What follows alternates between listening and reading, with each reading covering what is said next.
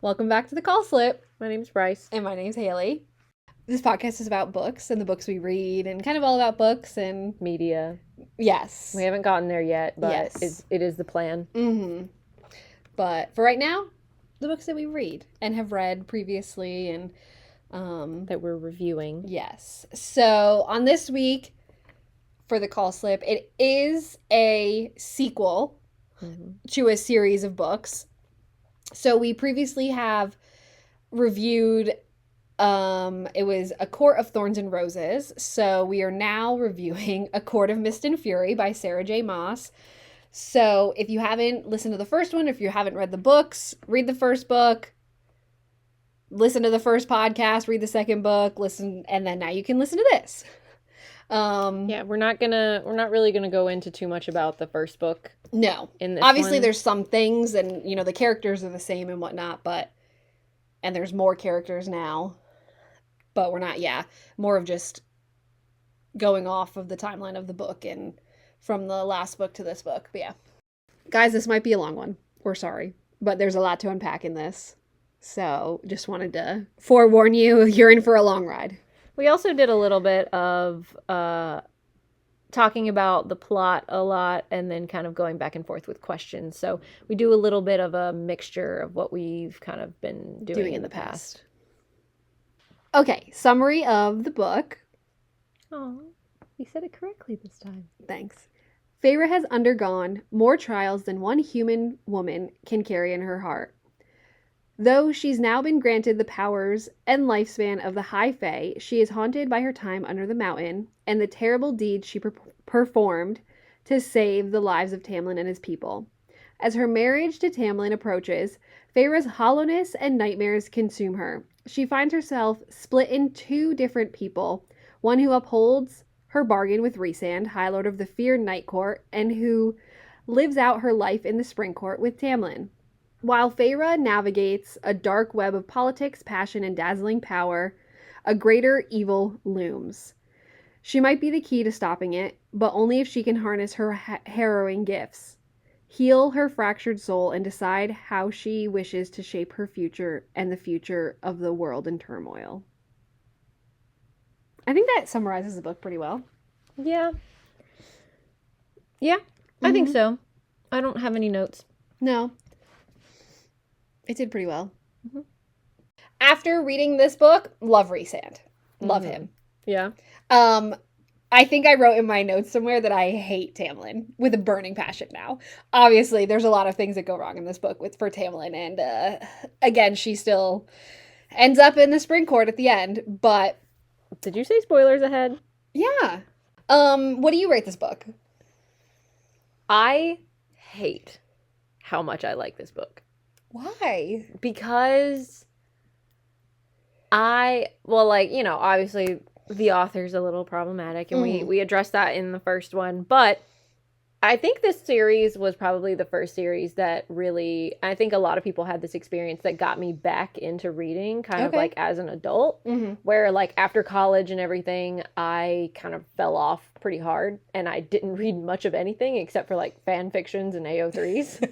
Okay. So like I didn't read a whole lot of like books for a while. But this series actually kind of got me back into it, and this book I really did enjoy. So I'd probably give it like a 4.5 maybe. I think I'm right there. I'm at a 4.5, I would say. Okay. Out of 5? Out of 5. Okay. Yes, I like just rereading it again. I'm like, I immediately wanted to pick up the next book, and I was like, no, I need to wait so we can talk about it first before I can figure it out. But now tonight, guess what I'm going to go home and do? Is start the next book. So I guess I have to start it too then. Well, I think I'm just going to start it for myself and start taking notes. But yes, I was like, I forgot how much I loved it. I forgot. Well, so the first read through, I had no idea where this was going.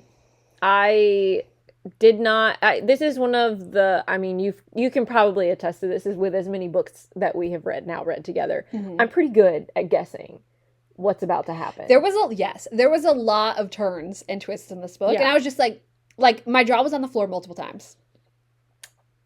I didn't expect it to go the way that it was going to go. in so many areas, like Yeah. you said. Mhm. So I didn't expect that. And that's what I like. Mhm. I like when I can't predict it because then it makes it feels better. I don't know. Okay. I like when I can't predict the book. No, I get it. I mean, it was a. Do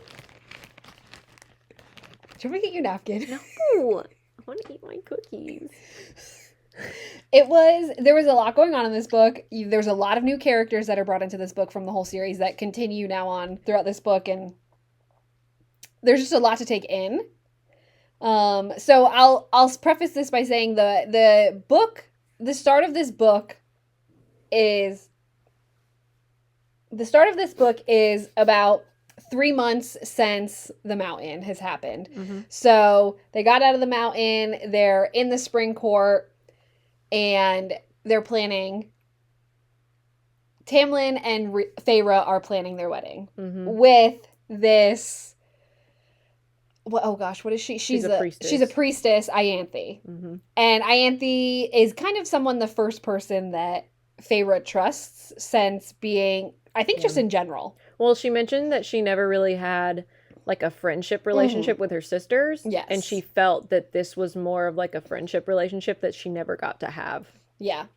And I think it just, at the end, you're like, wow, that was horrible. Well, but, so my first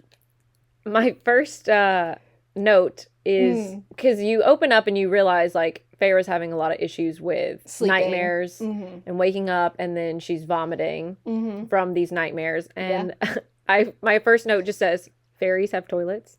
They have indoor plumbing. You know what? Who knows? And you know what's funny? Throughout the book, there's another section that says something about pipes. Yeah. While they're in the cottage up on the mountain, they said something about like, oh, the pipes will keep everything. And I was like, okay, so they've got pipes. Yeah, but is that for like heating and like oil or something? Yeah, they have indoor plumbing clearly, but not electricity. That's true because they did say something about candles and fey lights. Yeah. Make it make sense. She literally mentions a toilet. I don't know. And holding on to the bowl as she vomited. They have plumbing, but not electricity. Yeah. I get that.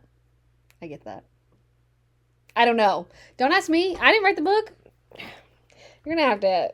Why don't you type a strongly worded email to Sarah? No, that's okay. I don't care that much. Yeah, there were some questions in this book. Well,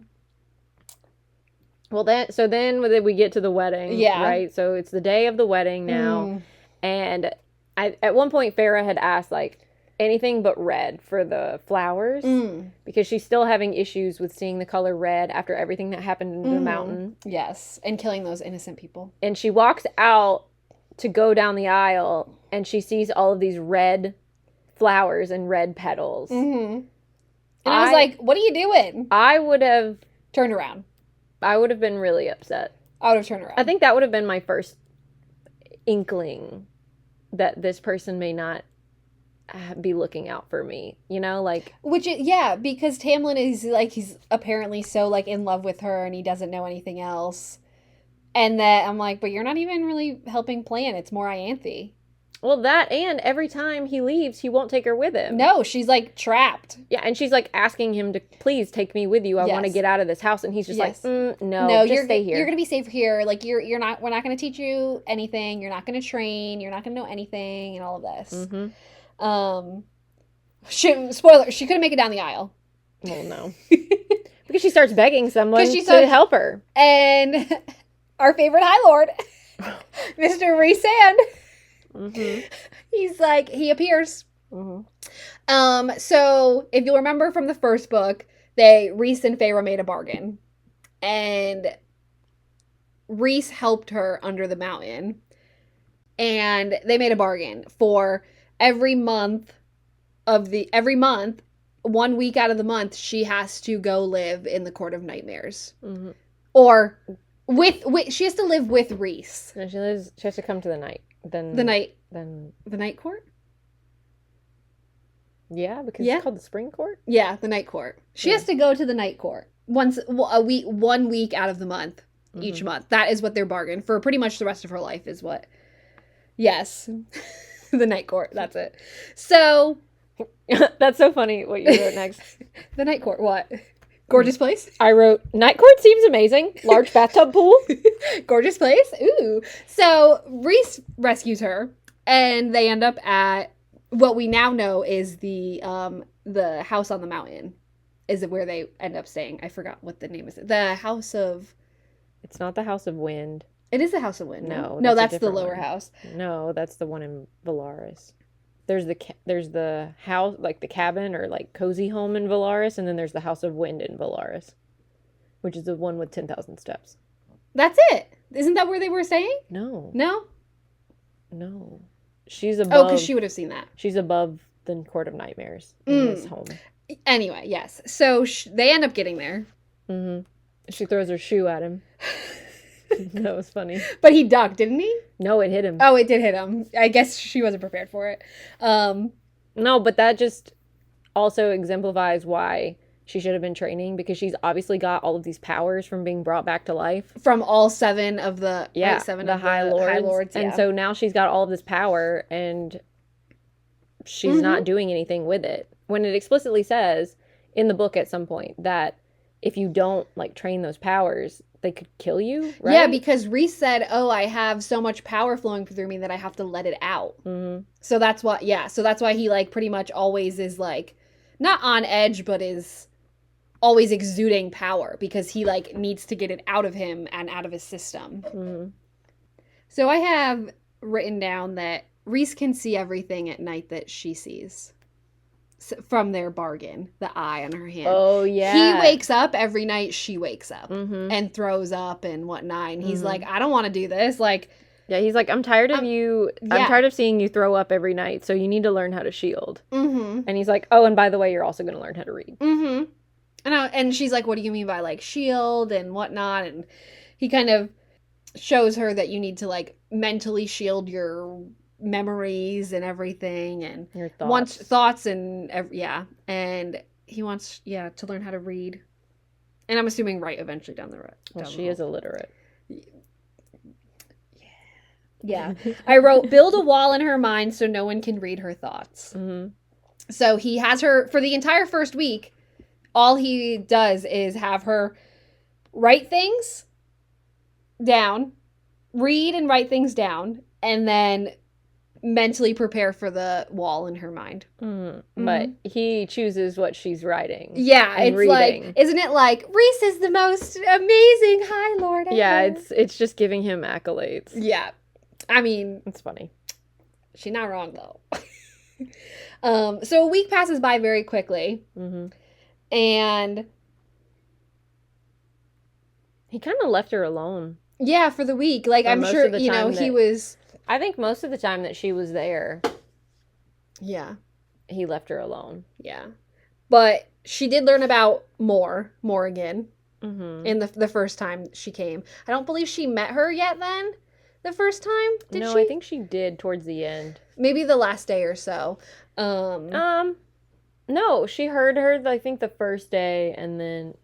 Because I feel like at the end of the first week, he said, she was like, oh, well, why didn't I see more or something? And he goes, well, she was waiting on your invitation to hang out. So she must, I think they met, but it was more just like a quick thing. And then she learns about Azrael and Cassian. Yes, but she hasn't met them yet. Yes, we don't know what they are. And she also learns about winnowing.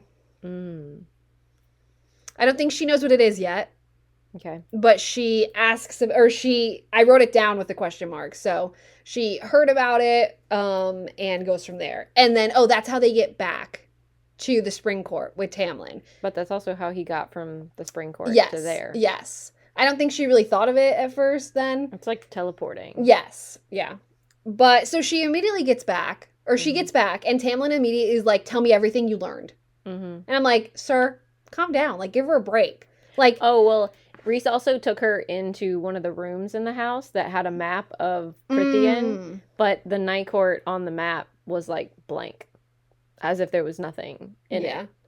And then as soon as she gets back to Tamlin, he's immediately, like, tell me everything you saw, tell me everything you heard. Every conversation you had. And she's like, can I just like, yeah, everything. And again, Tamlin won't let her train. He's like, I can protect you.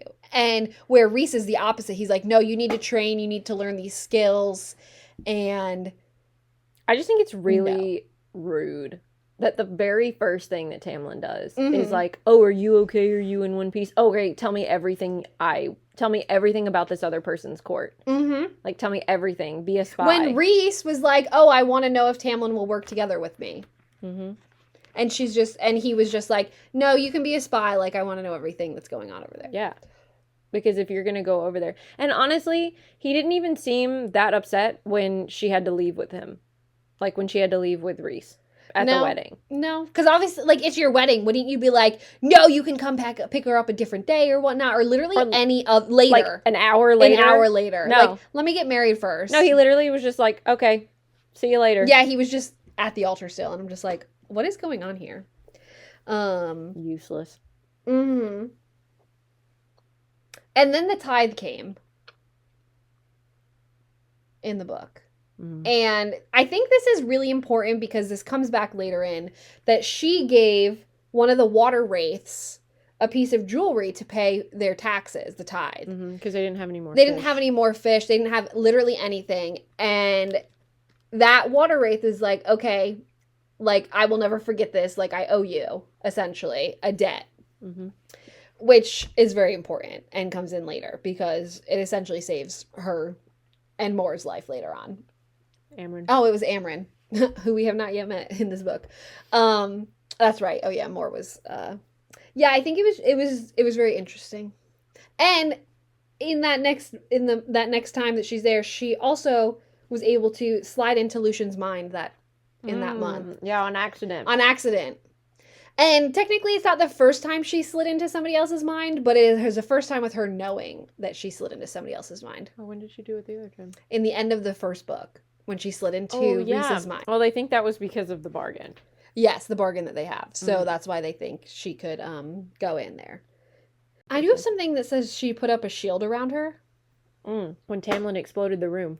Oh, yes, when Tamlin exploded the room. Yeah. Because what was he mad about? I don't know. I do have written down that she shattered a box of paints. Tamlin got her too.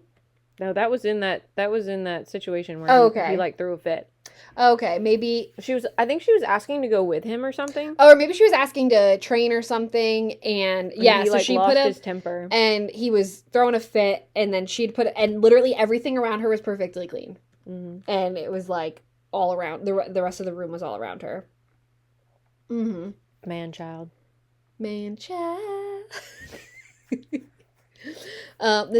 enter Sabrina Carpenter song. Okay. Yeah, it was interesting. And then Rhys is really mad when he gets back because she lost more weight. Oh yeah, she's been looking real gaunt. Yeah. And he was like, you need to like learn and practice your skills, but also you need to like make sure yourself is good. But she did practice. He wants her to take care of herself. Yeah, she did practice her shield and she read. And honestly, that next whole week that she's there was super, like, there was nothing. She slept. Yeah, I don't think he really, that time, I don't think he really, the second, he was gone. He was gone, she slept, and then I got back, I wrote next. When she got back, Tamlin had more guards for her. Sorry, you can't see my eye roll. And she's going crazy being inside, is what I have written down. And it was only like a day or two after she got back. Yeah, I think it was a day or two. So I think something happened, right? I don't remember if something happened or it's just like Tamlin was like, you're never going back there ever again. Like was that time? Yeah, I think so, because after that she's pretty much gone. I don't know why. I don't remember why he lost. I think Tamlin was just like, I never want you going back there ever again. I don't know if like he knew something that we didn't know yet, and I don't really remember, but I think he was just trying to control the whole situation. Yeah, and he was just like, you're never going back there. And then so something was happening, and everybody pretty much left. Tamlin was on his way to leave. and she was wanting to follow him and be like, please take me with you. Like, something was happening. And Lucian was like, it's just better, just stay here, like, you'll be fine. When he said, just stick it out. Yeah. When she goes to leave and she can't. She physically can't. Like, she is literally locked inside the house. There is a invisible square box around the house. Yeah, like a bubble. Because she even goes to one of the windows, too. And and she, like, throws something at it, and it goes out, but then she tries to bang it, and nothing can happen. Yeah. She is locked inside. And then she, like, she goes off the rails. Yeah, she freaks out. Which, like, I can't really say that I blame her. No. After all of Especially being locked under the mountain for, 3 months, and just, like... And now she's being locked in this house by someone who's supposed to love her. I know. And his friend also is supposed to be your friend, isn't doing anything to help you. But she, like, throws out a bunch of power. She ends up melting the ring, the engagement ring. Yeah. Which I thought was really funny. And then... And I guess, like, Reese was, like... something was happening with Reese, and he was just, like... Oh, no, I think he heard... Oh, he heard like, that she needed help. Yes. Well, because she had probably didn't have her... Well, no, I think her mental shield was up at that point. Or maybe it wasn't. She did... No, it was, because he said, oh, yeah, you did a good job of, like, having your shield up, but I still, like, knew that you were freaking out. We learn later that... because of, like, that they're both High Lords, if Reese were have to come in and, like, taken Feyre from the house, it would have been this whole big thing. So Reese... It would have meant war. It would have meant war. So Reese pretty much just smashed the mental shield with his mind, with, like, a half thought, is what I think Moore said. Moore came into the house, grabbed her, and instead of winnowing out of the spring court, she had to bring her to the summer court, which was the next court up, and then they flew away, I think, and winnowed. Which is interesting that, like, they go by, like, territories, like, this is my territory, and I guess some of the courts go by, like, oh, she is my property, and if or subject, I guess, and she belongs to me. So if this was a different spring court, or if this was a different court, technically she should have been returned to the spring court. Well, but since not all of the courts use that law. Well, I think it was more if Reese had gone in and taken her, she would have had to be returned. But because Moore went in and did it, there was a loophole there. Yeah. And then she told Reese she doesn't want to go back. And Reese said, you can stay as long as you want. Yeah. He said, I'm not going to keep you here, but, you know, I'm not going to tell you to leave. Yeah. That's when she decided that since she was staying, I don't remember what prompted it, but Reese was going to Valaris. And he told her, essentially, if you come with me to see this place, like, you can never tell anyone else about it. Yeah. And that you essentially...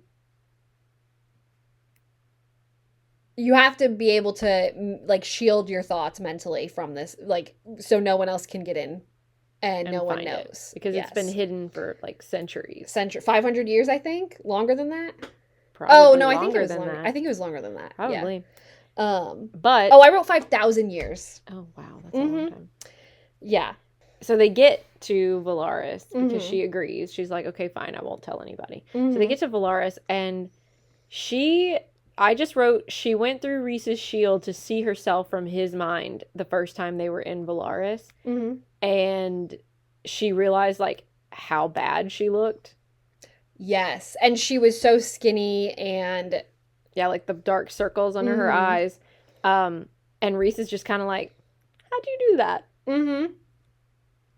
And then he kind of wrote it off as, well, since I gave her some of my power, it likely recognizes her. Yeah. Like, recognizes, me. like? Yeah, like, it recognizes her as me, and she's able to, like, slip through the shield. Yeah.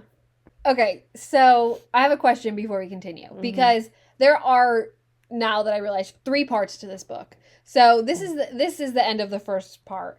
And so we're in Valaris, and They land in this townhouse that looks like it's been lived in. Mm-hmm. She said cozy. Yeah, it looks cozy. And Feyre's pretty much thinking that it's a townhouse in the middle of destruction because Amarantha pretty much ransacked everything. So, what's your first impression of Valaris? When she sees it or when she... Before we know what's out there. Do you have one? No. I mean, other than, like, the house, but that could have literally been built at any point. Yeah, that could have been built after. She's saying...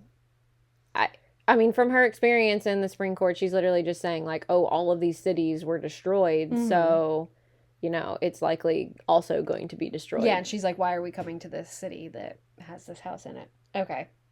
What were your thoughts?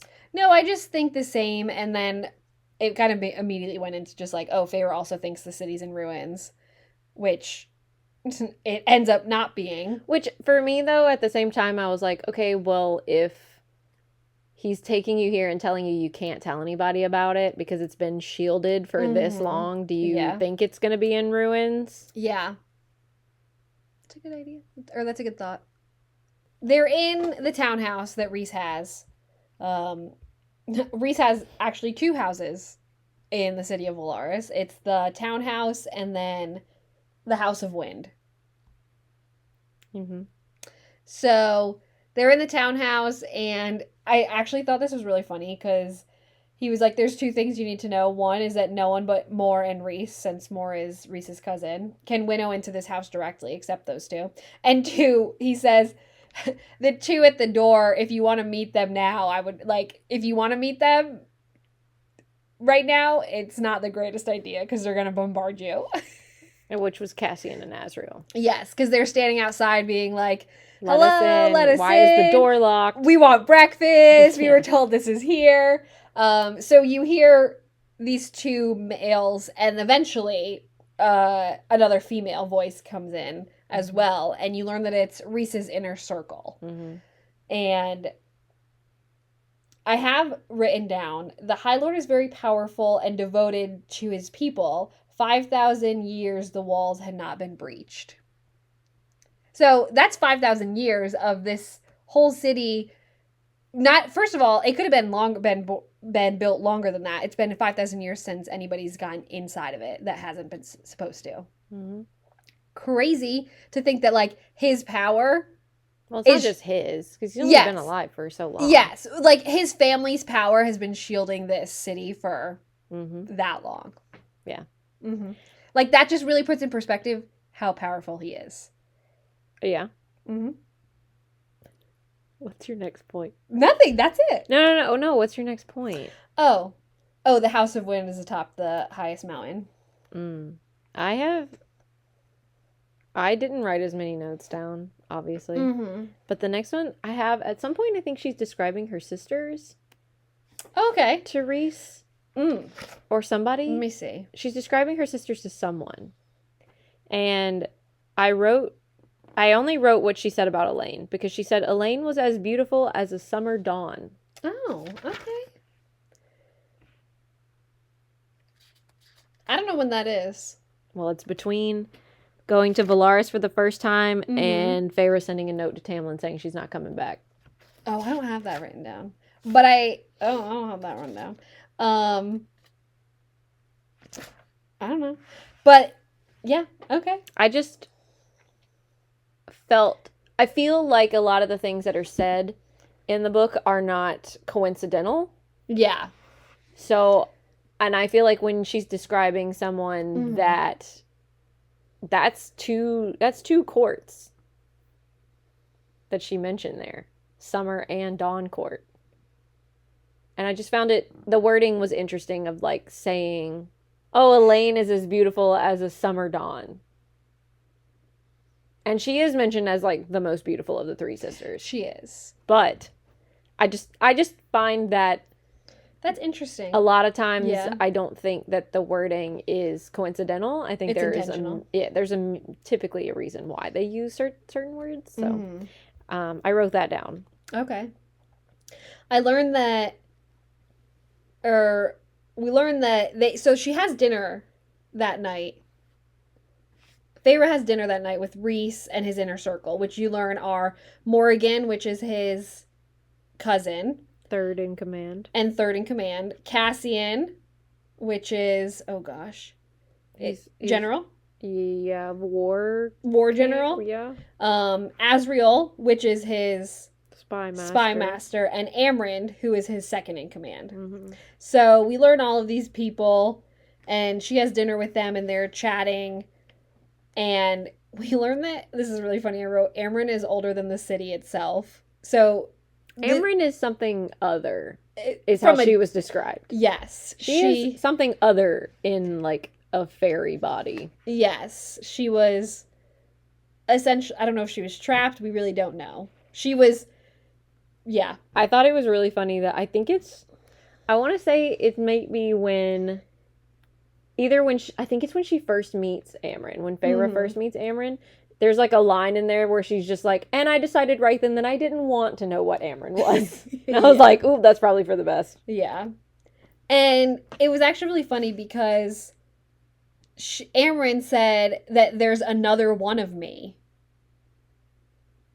which I thought was interesting. Someone that's made? Yes. Technically, she said there was 3. And Feyre is now the third that was made. Mm-hmm. She mentioned, oh gosh, I can't remember. Was it Bone Carver? Or Miriam? Miriam. She mentioned Miriam, which we learn about her later in the story. But yes, so technically there's only 3 ever been made. Mm-hmm. And it is Amryn, Feyre, and Miriam, which is crazy. It's born something else than trapped in different bodies, which is crazy. I also did write this down. Amryn sniffed Feyre, surprise lit her, and then she looked at Rhys, and Rhys nodded. What does this mean? Foreshadowing. Again, what I just said was none of this is written as a coincidence. No. And I think reading the first time when I read this book, I didn't really get it. And then I also, this time I listened to it. So I'm sitting here doing things and writing, taking notes and whatnot. And she said that. And I literally was like, pause, rewind, listen, pause, rewind, listen. I was like, wait a second. And like Rhys was just like he just nodded. And I was just like, oh my God. Anything Rhys does, round of applause, honey. You're doing great. Fabulous. Love it. Oh my gosh. During all of this time, though, after meeting the inner circle and everything, she decides to start training with Cassian, and she's still doing, like, mental training with Rhys and everything. At one point, though, she decides she doesn't want to go back ever to the Spring Court. So she writes Tamlin a note, essentially, or a letter telling him, like, I'm not coming back, whatever. And I'm sorry. Can you imagine Tamlin getting this letter from Feyre, and who's supposed to be illiterate this whole time, and he's just like, Feyre wrote this letter? Yeah, right. She can't read. Like, can you imagine? You know, I can imagine him like Lucian getting the letter first, and Lucian's like, this is gonna be bad, and then he's like, hey Tam, hey Tam, you got a letter. Guess who got a letter? Wonder who it's from. And then he's already like on edge because like he's like, where's Feyre? Blah blah blah. And he probably like screams, and he's like the beast comes out behind him, and he's just, I can see him just like sliding it on the table over to him, and then Tamlin like reads it and is just like, he just like crumples it, throws it, and then like stalks off, and like I don't know. I just imagine him being like, she can't read. She didn't write this. Maybe. I'm just like, I think it's hilarious. She's illiterate. She can't read. Yeah. I thought that was funny, though, because I'm just imagining that situation play out, and he's just like, nah, she can't read. She didn't write this. Mm-hmm. So there's a lot of characters that we meet very quickly on in this book. Yeah. I mean, there's a lot that happens in the first part, but we get to the second part very quickly. I feel like there's just a lot of characters in this. Yes. In this book as a whole. Mm-hmm. So in the first part, or just leading up to the second part, after we get to the House of Wind, and by that time, do you have a favorite yet? I know, it's a very hard question. Okay, let me say this. Do you have a favorite male character and a female character? Because I think there's two different. I think there's difference. Well, Rhysand's obviously my favorite male Rhysand character. is, I think, everybody's favorite character, especially in this book. Um, These are our main characters, pretty much, for the entire book. You've got Cassian, Azriel, Rhys, Amren, Feyre, and Morgan. well, from what we know so far, Mm-hmm. like, you don't know too much about Amren or Mor yet. Yeah. You But don't even really know a lot about the other boys either. Yeah. We don't really know a lot about anyone other than really Feyre. I'm intrigued by Amren. Same. Especially when she was like, oh, I like wasn't born here, or I was like born again. Or just the fact that they said that she's been made and she's Mhm. not, like, she's not what she seems. Yeah. And she has this like unyielding power. Yeah, and she's got, like, silver eyes or something. Yes. She's really spooky. Mm-hmm. I think I would be like BFFs with her. Oh, but when they first described Amren, though, they're like, black hair, cut in a bob, and I'm like, Edna Mode. Oh my god, yes, right? I could just like... And she's supposed to be, like, really short, She too. is really short, because who knows? She was put in this body as... Who knows what she was before, and who knows, like, when was she put in this body? I just imagine Edna Mode the whole time. Like a really Darling! powerful Edna Mode. What are you doing, darling? I get that. Mm-hmm. With the little steps and The little everything. steps and everything. Yes. And then, like, because you, like, they're Illyrians, you know, they're like almost 6.5, 7 feet. Yeah. So it's like, and she's ridiculous. like, I'm thinking she's like 5.5 feet and like. Well, so Feyre's supposed to be like 5'10", I think. Mm-hmm. And they You know said that she's like several inches shorter than her, which made me think like probably 6 inches, which is about 5'4". And we talked about Rhys's power and how he has to like let it out to be able to, so it doesn't like consume him essentially. And I also wrote down that Azriel and Cassian, who are Illyrian soldiers who have wings, they have siphons that can concentrate and focus their power when they're in battle, kind of probably just in general, which I think is interesting because they are some of the most powerful Illyrians of the generation. And they have multiple siphons where most Illyrians only have like one. Mm-hmm. So I'm like, how much power is flowing through these two men? Gross. Okay, I didn't mean to do it that way. I just meant like, actually, you know what I mean? Like, that's what I'm thinking. Like, if they have so much power, like, imagine how much power they have to exude just so they don't, like, ball it up inside. Well, so I will say, it does feel a little... It feels a little like, oh, yeah, the main inner circle has all of this power and nobody else has as much power as them. It just feels a little, like, too much, you know? Feels a little over the top, but yeah. Yeah, that's how it's portrayed. They did say that he is the most powerful High Lord in history. Yeah, but then his friends are also the most powerful Illyrians, and then Amren's who she is, apparently one of the most powerful beings ever, and then there's more, and I don't know, it just feels a little overpowered, but like calls to like. Okay, well. Do you not understand that? Like calls to like. Like calls to like.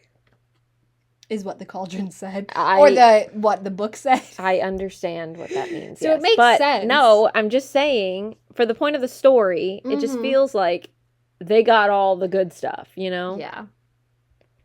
So, when Feyre says that she'll join Rhys's inner circle, or team at least, to like help him out and whatnot, Rhys brings up this scenario saying like the king of Hybern wants to resurrect Jurian and start a new war. And then they're like, well, how do we resurrect someone? Who would know that? You know who would know? The Bone Carver. And where's the Bone Carver? In prison. And who owns the prison? Rhys.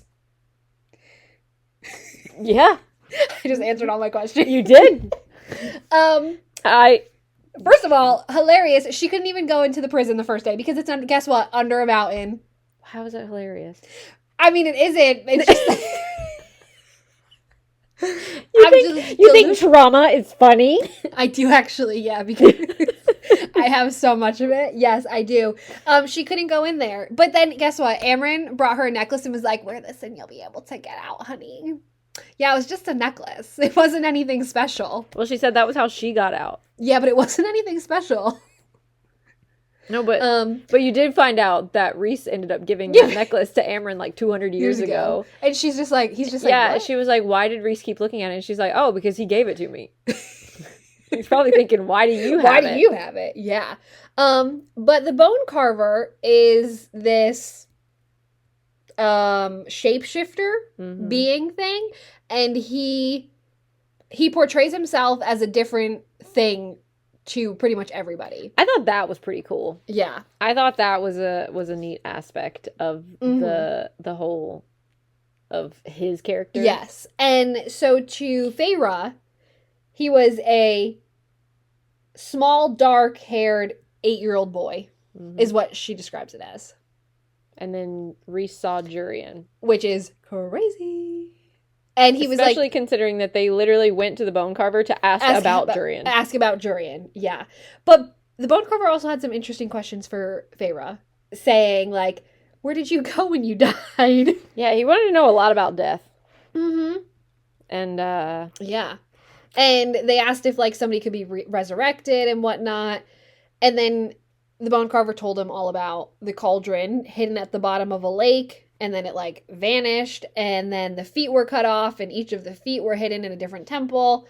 And in this world, the cauldron is what created the world. Yes. In this world, the cauldron is what created... Yes. Yeah. Yep. And we also learned that... What? I just think it's funny that it's called a cauldron. Because, like, in my mind... Boil, double it. No, that's not what I was thinking. I was thinking, like a little one that you would put... Well, it wasn't a table. To cook. It wasn't a table. Like you're thinking like a Dutch oven? Kind of, yeah. Like with little feet? Yeah, like more like a little Dutch oven. That's what I thought of this whole time. Well, it could be. Oh, it's got to be big enough to fit a person, so it's not that small. Well, that's why I was saying... Now you ruined it again. We're not there yet. Anyway, so the cauldron, you think it's small? I do. I think it looks like a little Dutch oven. Okay. Or like, like the Halloween decorations and stuff, like the little cauldrons that you like put candy in on your table. Which is, yeah. And then we also learned that Reese knows that temples have been being ransacked recently. Yeah, all the priestess temples. All the priestess temples. So they're like, okay, well... And one of the priestess temples had one of the legs in it, right? Yes. And so they're like, oh my gosh, the King of Highburn is trying to find the cauldron and all the legs. And then the bone carver talks about the Book of Breathings, which can control the power of the cauldron. And the book itself was split in half. Half of it went to the Fae, and half of it went to these 6 human queens. Mm-hmm. And in the Fae court, it's in the summer court, and for the human queens, it's been guarded by, they put a spell around it. Mm-hmm. So there's a spell around it, and the queens have to give the book willingly. They can't be can't be taken. They can't be taken. The queens have to give it to whoever. And the bone carver said that like calls to like, which is, we've also been saying that throughout the book, and which was made can speak the spells. So there's only so many people who can read the book. Who can read the book. Well, read the book in a sense, but like say the spells that are in the book. So as at the moment, we know of 3 people. We know of the 3 people who have been made, but we don't know of anybody who can read it because we don't know what the language is. And now I'm like, okay, well, maybe that's why Reese is having her figure out how she can read, because if she can't read, she can't speak the spells. True. So I'm like, hopefully it's in English, or hopefully it's in whatever language that, she needs to know. Yeah. I don't know at what point are you done with the bone carver? Yeah. Okay. I don't know at what point this happened, but I just want to put it in there because I noted it because it seemed important. Mm-hmm. At a certain point, Feyre is, like, thinking about all the things that happened under the mountain and, like, how she had died and all this. And she's going through those thoughts of the moments in the last few moments before she, like, went into Rhysand's body and saw everything happen. But she notes that Tamlin didn't try to, like, get to Feyre. He was just begging Amarantha not to kill her. But Rhysand was the one who picked up the knife and ran at Amarantha to try to kill her. But Tamlin was just sitting there begging her not to kill Feyre. And she realized at that moment that Tamlin actually never tried to help her throughout that whole situation. And I think that's really important because I pointed that out in the first time. He did not try to do anything for her. Well, he was also under the eye of Amarantha, and Amarantha was watching him so closely that he didn't even realize, like... So was Rhys. And he's the one who picked up the knife to try to kill her. Yes, but I think Rhys was a little different because Amarantha trusted him and not Tamlin. It doesn't matter. He didn't even try. He didn't try to do anything. Because he didn't want Amarantha to kill her. She was gonna do it anyway. She did it anyway. That's true, she did die. And he didn't even try to do anything to help her. I know. The whole time. I don't care. He's a garbage human being. Not even a human being. He's a garbage high fae. Yeah, I guess Well, so. he'll get what's coming to him. You know what I think is funny is that when they go get the ring, so we learn that she has a lot of powers, and she has powers from, I feel like she has powers that we know of from quite a few of the high lords. Yeah, she's shown a couple already. So she knows that and they want to see if she can essentially detect belongings that the other high fae have either, like, lost, or see if it, like, belongs to them. So they take her to the Weaver to do a trial run. And we don't know much about the Weaver other than she's this, like, person who collects things. And so we get to this house cottage thing, and Rhys is literally just like... Oh, and also, she's, like, not in any court. Feyre? No, the Weaver. She doesn't belong to any court. Yes, and, the like, Weaver is in, High like... Lords are not allowed to, like, mess with her in any way. Yeah, she's So, in like, just, like, a forest. Yeah, so Rhys, the Weaver has something of Rhys's, and he wants it back, but he cannot go in and get it. Yeah. So they're like, okay, if Feyre goes in, she has part of my power. She can sense it, get it, and leave. So Rhys is essentially just like, go in, get it, and run really fast. Get out of there really quick.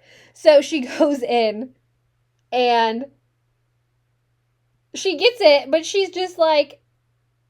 Well, as soon as she grabs it off the shelf, it's a ring. It's a ring. And it sounds very beautiful. Yeah, isn't it like a sapphire? Yeah, there's like a sapphire, and it's got like points like a star. Yeah. Yeah. Sounds very gorgeous. Yes. As soon as she grabs it off of the shelf, though, the doors... the windows close. Shut. Yeah, they all close. Yeah. Because she knows somebody's in there now because something got moved. Yes. Although I think the Weaver's blind. Yeah? But yes. Yes, it was said that before she went in. The Weaver is blind, but all of her other senses are lethal. Yes. So Feyre's trying to get out of this house with the ring, and she has to end up climbing through the chimney. And she, like, the Weaver does end up getting out with her, but... No, I don't think the Weaver came out. I think the Weaver was, like, coming to get into the chimney, and then Feyre threw a brick in her face. Go, Feyre, go. I honestly, if I was panicked enough, I probably would have done the same thing. Yeah, she just, like, she's, like, tearing apart, and then Feyre's like, oh, well, I'm, like, immortal now. I can just, like, get up here. Do you remember that scene from Home Alone 2 when the guys get hit in the face with a brick? Is it the iron? No, the second one. Oh, the second one. The second one is a brick. Oh my He god. gets hit in the face with multiple bricks. That's the only thing I could think of. Yeah.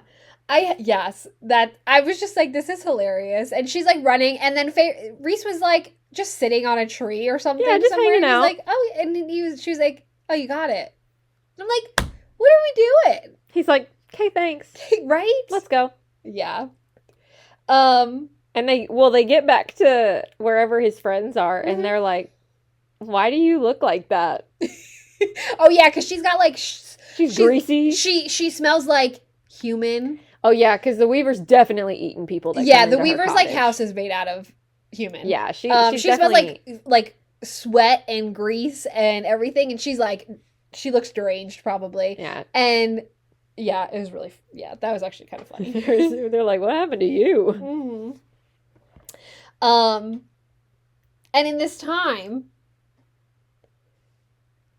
they had reached out to the mortal queens to ask if they could meet with them, to potentially ask them if they could get their half of the other half of the book. And once they get back from the Weaver, they realize that they need a place to meet the mortal queens. So they're like, who else better to meet the mortal queens than at my family's estate? So they go, first of all, Feyre shows up to her family's house. Her dad is away doing like some merchant thing, business somewhere. And they show up, and Nesta and Elaine, they're like, you're high fae now? Or like, you're a fae? Like, you need to leave. Well, Elaine's just crying. Yeah, yeah. And so they send all their servants away and whatnot, and she brings in Rhys, Asriel, and Cassian, which I think is, it to me, I just picture like these really three muscular tall men with Feyre standing in front of them. Ducking to get through the door. Ducking to get through the door. Feyre standing in front of them, and then these two little dainty girls in like maybe like dresses just sitting there. Like, it's just like, I could see it, and I'm just like, this looks hilarious. Yeah. And yeah. It does. And like Nesta's like, what are you doing here? Like, I don't want you here. Elaine's crying, like, and Feyre's like, can we use your house to meet with the 6 mortal queens? And Nesta's like, absolutely not. Like, Elaine's marrying someone who doesn't like fairies, and she's got he hunts them down. He's got what? An iron engagement ring. That sounds ugly. It'll ban her from it. And it was just really funny because they're waiting to hear back from the mortal queens, and they're like just chilling out at her family's house, and Rhys and her go to train out into like this forest area. Yep. And she was like, you need to leave because I can't train with you here. And I'm like, okay.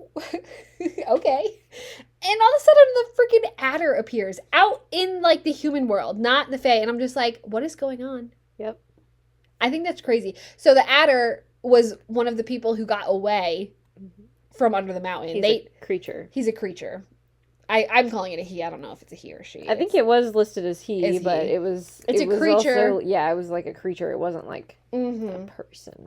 But essentially, she wasn't actually in any trouble because Rhys was looking in the entire time. And Asriel was like, yeah, we're going to take him away. Yeah. Yeah. And do some very bad things to him. Yeah, and send him back to the King of Hybern. As a message. As a message. Yeah. That can't be good. And the King of Hybern is looking for Feyre. Dun dun dun. Yeah. That's not good. And she's now mad at Rhys for using her as bait. Yes, and he's like, well, I'll do it again. Yep. I mean, at least he's truthful. Yeah. But she was never in any danger. But she also stopped fighting. That's true. And he was like, you're literally fae. Like, you could fight. And he's also, you're like made of all these powers and you're not using them. And then so they get back to the house before they go to the summer court, and they go out to dinner, and Amryn drinks blood. That's what she drinks. That's what she eats. That's what she does to survive. Good for you, girl. She's not a vampire. She's something. Apparently she likes goat's milk the best. Goat's blood. Goat's blood. Yeah, not milk. Goat's blood the most. No, I think she said lamb. Oh, lamb and goats. Yes. Yeah. And we figure out that Rhys used to have a sister. Yeah. Yep. And a mother. As most people do. As most people do. Parents, you know. Yeah. And then I wrote something down about licking wounds. Oh. What is that for? We're gonna move on from that. We're gonna bring that up a little later. Are we? Yes, because it'll come back to things. They go to the summer court to get the other half of the book. Yeah, and so I wrote down that, when they get there, I think she like changed into something and they were going to have dinner or whatever. Yeah. And she's disappointed that Reese doesn't comment on her clothes or how she looks. And it seems strange because I thought you didn't care. Look, you're giving me right now. Thought you didn't care. You're just like,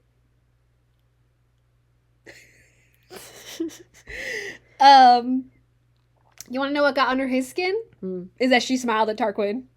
Well, yeah, they were both like, this was a whole like power play that they were doing. Like he was flirting with this girl. What's Cress? No, that's a different book. Crusty? I don't know. I was gonna say Cressida. That sounds right. I was gonna say Cressida, but that is Hunger Games, not this. Okay, yeah, I don't know. Cressida? I don't know. Sounds right. Cressida.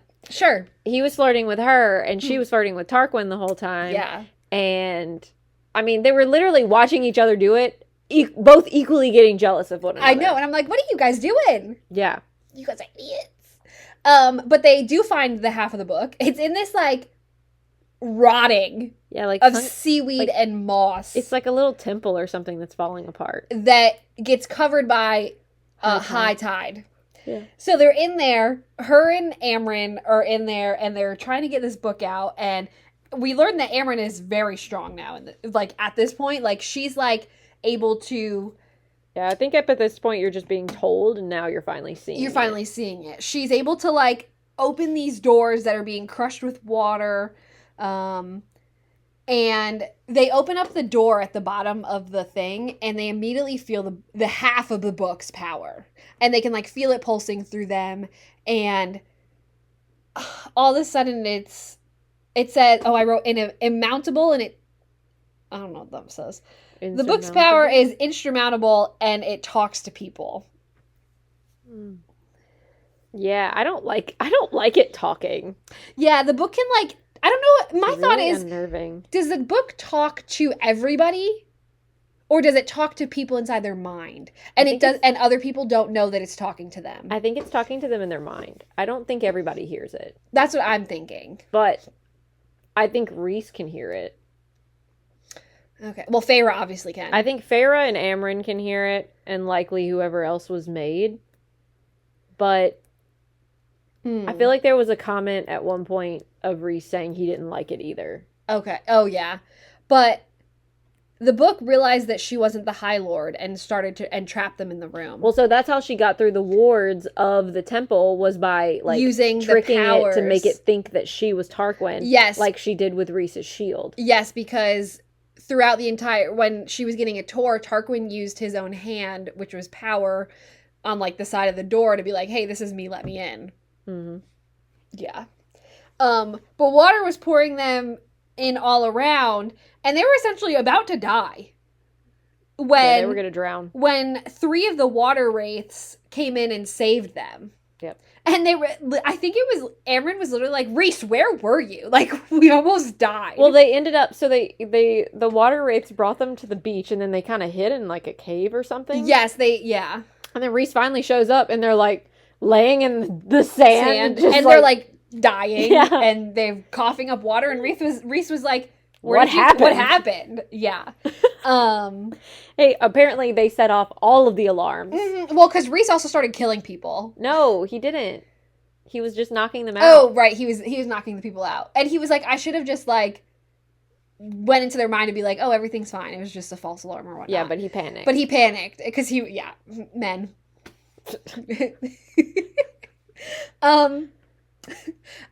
They got back to they got back, and all I have is written down is Reese goes, can you unlock the box, please?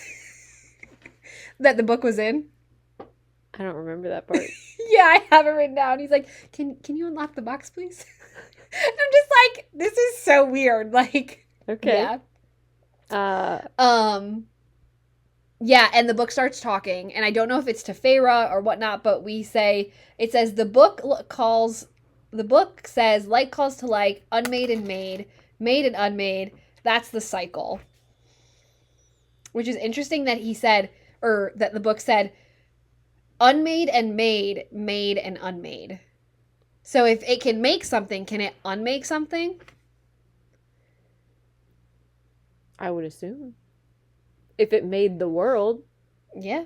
Or this world. So the book opens and she can't read it because it's not an alphabet of the world that she knows. Yeah, I think Amryn knows the language, but it's been a while, so she has to brush up on it. Reese is the only one who can encode it. And no, Amryn. Reese knows that Amryn is the only one that can encode it. Yes. And that's why he wanted her to go, because he wanted to see if... Well, Amryn was also made. Yes. So if Feyre can't find it, probably Amryn could. Yes, because I think she could essentially feel it. Mm-hmm. Like, she didn't even need to know where it was. Mm-hmm. Yeah.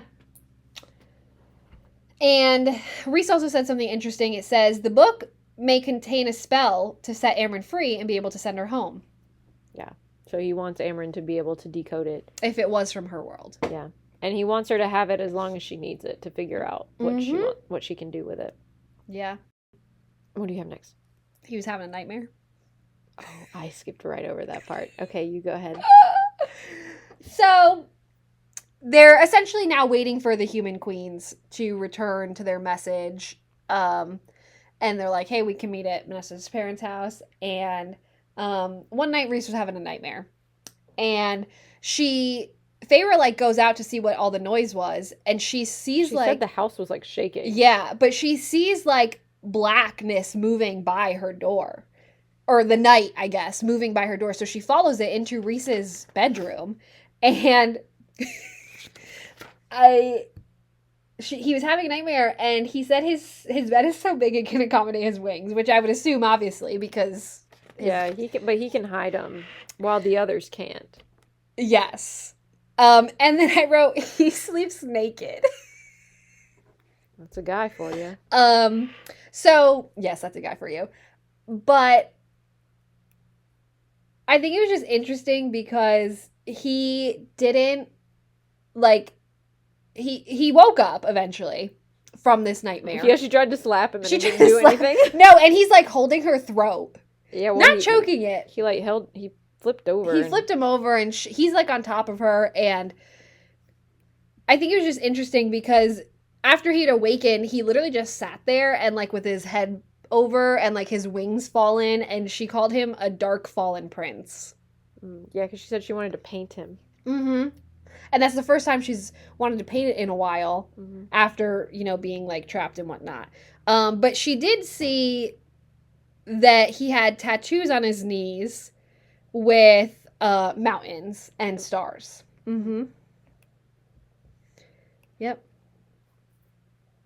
Oh, and she asked him what the tattoos mean later on. Oh, yeah. And Reese said the tattoos mean that I will bow before no one and nothing but my crown. Foreshadowing. So the mortal queens, or the human queens, decide to meet. And they were like, at 11 o'clock, and they wanted the exact geographical location and, like, an outline of their house. And they were like, this is weird. Like, why would they want this? Only to realize that the queens can winnow. Mm-hmm. That was a power bestowed upon them.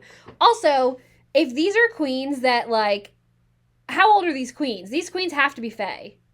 No? No, they're humans. Because how are they alive for this long? I don't know. They said that they were given the power of winnowing. Mm-hmm. Because they winnowed right into the room. With 2 guards each. Yeah. Calm down, you're not that important. But only 5 came. Of the, how many? 6. Yeah. They said that the other one was sick. Unwell and couldn't travel. And they also said that Moore has a reputation. And I was like, you go, girl. Yeah. A reputation? What kind of reputation? Well, because apparently some of them knew her from the battle. Or from the war. From the war. And, like, she obviously probably did quite well for herself. I mean, she fought in the war. Yeah.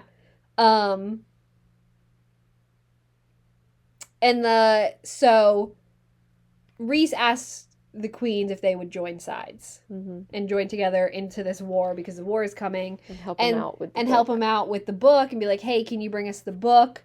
And then they do bring up the other maid person again, Miriam, and they talk about Miriam and Draken, about how they're still alive on this luscious island for 500 years, but Rhys was like, we're not supposed to be saying this. It's supposed to be remaining a secret.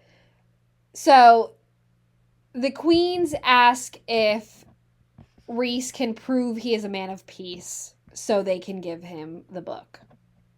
Yeah, because he's also got a reputation. Because he's got a reputation of not being a man of peace. Elaine is sitting there and is like, I hope you guys all burn, because the Mortal Queens are essentially like, yeah, we're not really going to help you. Or like, why should we help you? Mm-hmm. Even after they're literally saying the reason that we want to do this is so that we can protect the humans. Yes. That are in this part of the area. Yeah. And the queens are just like, yeah, we don't really care about them. Mm-hmm.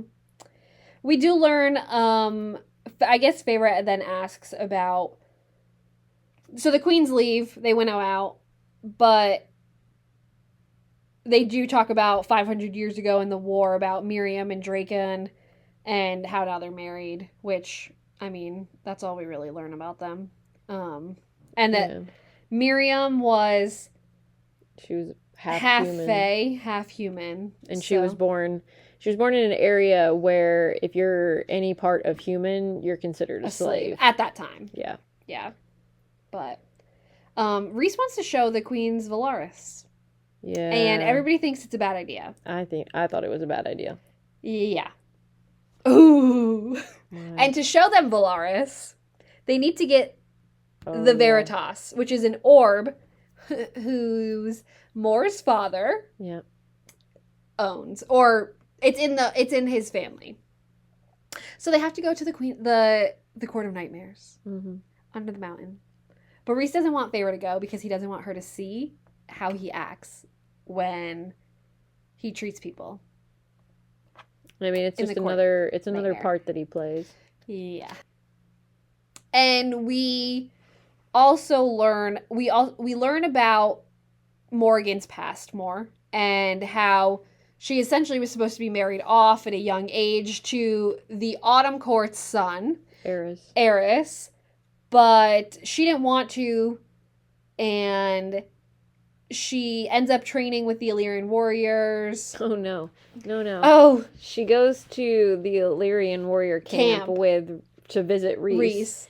And she essentially sullies herself to the point where she can't be sold for marriage. Mm-hmm. Yeah. Then her dad gets mad. Mm-hmm. And they torture her and then dump her in the Autumn Court and tell them that she's your problem now. No. Yeah. The Autumn... Yes. They dump her in the Autumn Court, and then Eris and them find her, right? She doesn't stay there, but... She doesn't stay there. No. I have something that they nailed a note to her. Yeah. Was it that, or was it that... That's that part. And then they dumped her across the border. Of the Autumn Court? Yeah. But, and Rhys came to get her. Yeah. Because I think Eris probably was like, oh, I don't want her. Yeah. Like, this whole thing's null now. Like, you take her back. Yeah.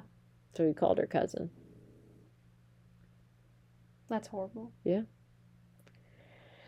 I could just imagine. I can't actually imagine that. Especially from your own dad, you know? Yeah. So they have to go and visit Mor's dad tomorrow. Yeah, because they're trying to steal this. Because they're trying to steal this orb from him. And they end up being a distraction for the whole court. Yes, Feyre and Rhys end up being a distraction while, who is it, Asriel? Or, yes, while Az goes to get the court. Yeah. Az goes to get the Az orb. and Mor, I think, go get it. Yes. And then they get out, and we go to... But the dress that they wore? I don't know. The two shafts of fabric with a the belt? Same stuff she wore under the mountain. I know, but I'm just like, ooh. Yeah. Oh, but they're under the mountain, and after they got the orb, Keir, who is Morgan's dad, makes a comment.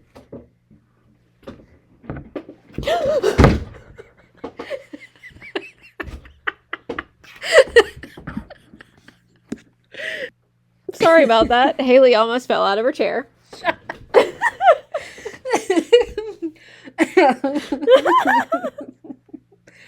What I... All right, let's collect ourselves. Why? Why do I do that? Okay. Oh my god. We were talking about Moore's dad. So what I was gonna say is before you fell out of your chair. Moore's dad said something to Feyre as he was walking by her, and Rhys immediately was like, apologize now, and like held his life in his hands by like just thinking it, and essentially like broke both of his arms, and he was like, don't go to the healer. Oh yeah, you told him he wasn't allowed to go to the healer. Yeah. And I was just like, ooh.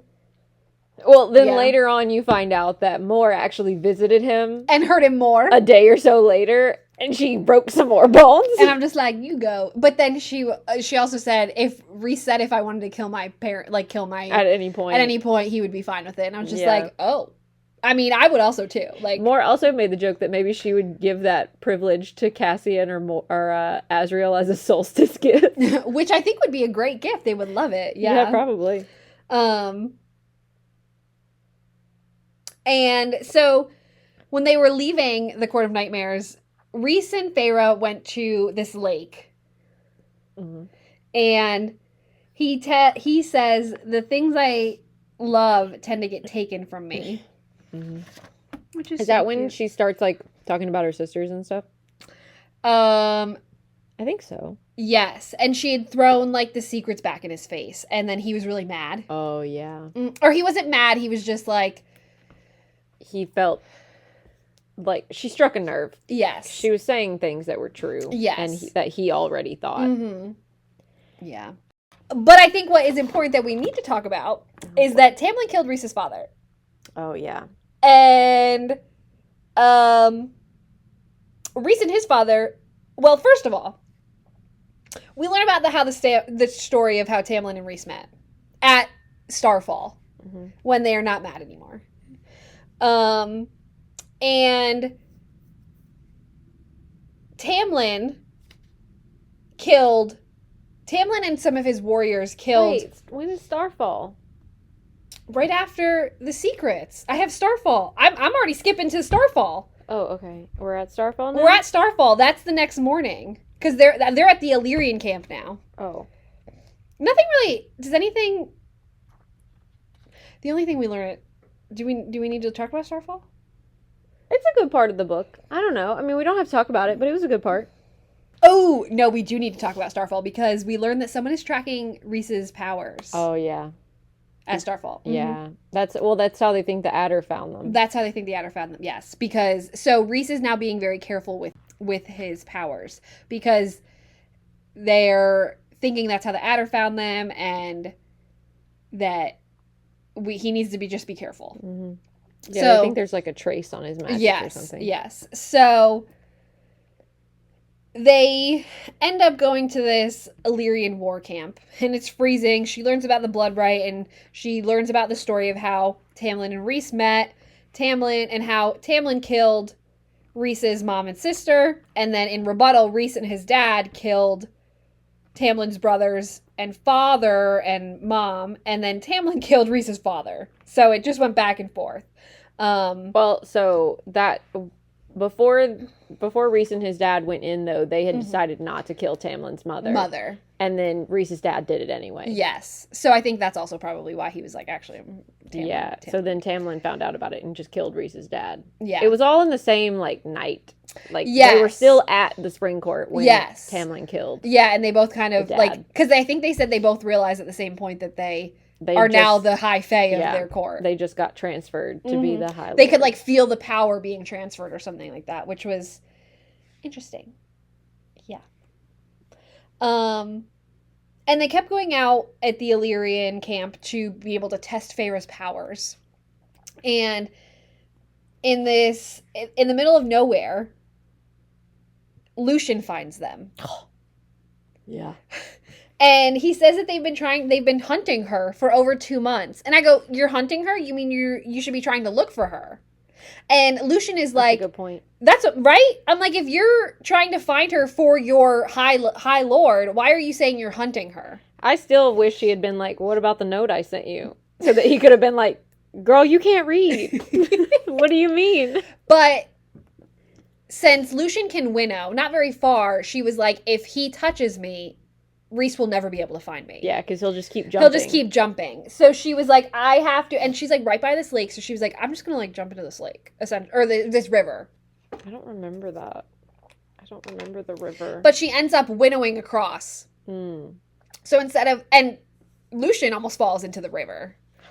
And so as soon as she like winnows over, like this is the only like the second time she's been able to winnow, and she can't obviously winnow very far. She winnows over to this other area, just like behind them, and she gets there and immediately Rhys is right there. Like he knows that she's in trouble or something. Like I don't know, like her heart rate spikes. I don't know, something happens, and he's immediately there.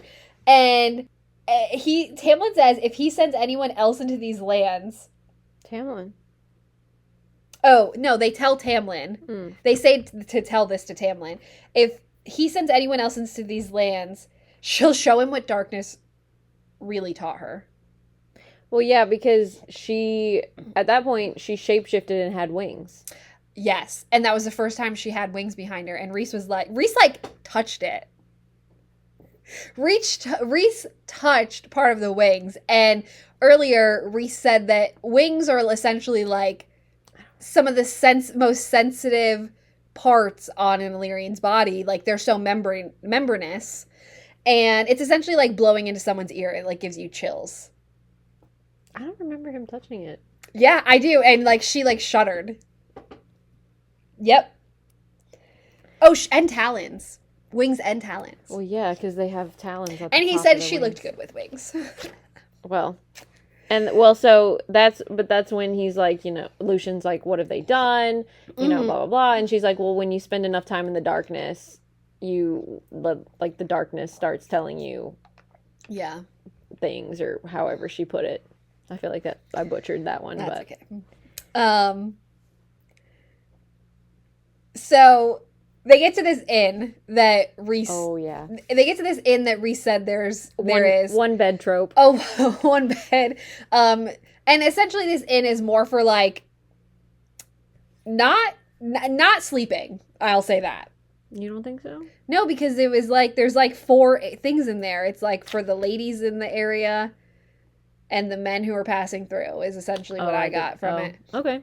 I didn't get that, but maybe I wasn't paying attention. Okay, so they get up to this room. It's on the top floor, and it's barely enough for like Rhys to spread his wings. He has to tuck them in, but he doesn't want to he can make them disappear, but he doesn't want to continuously use his powers to have them disappear because then they'll be able to find him.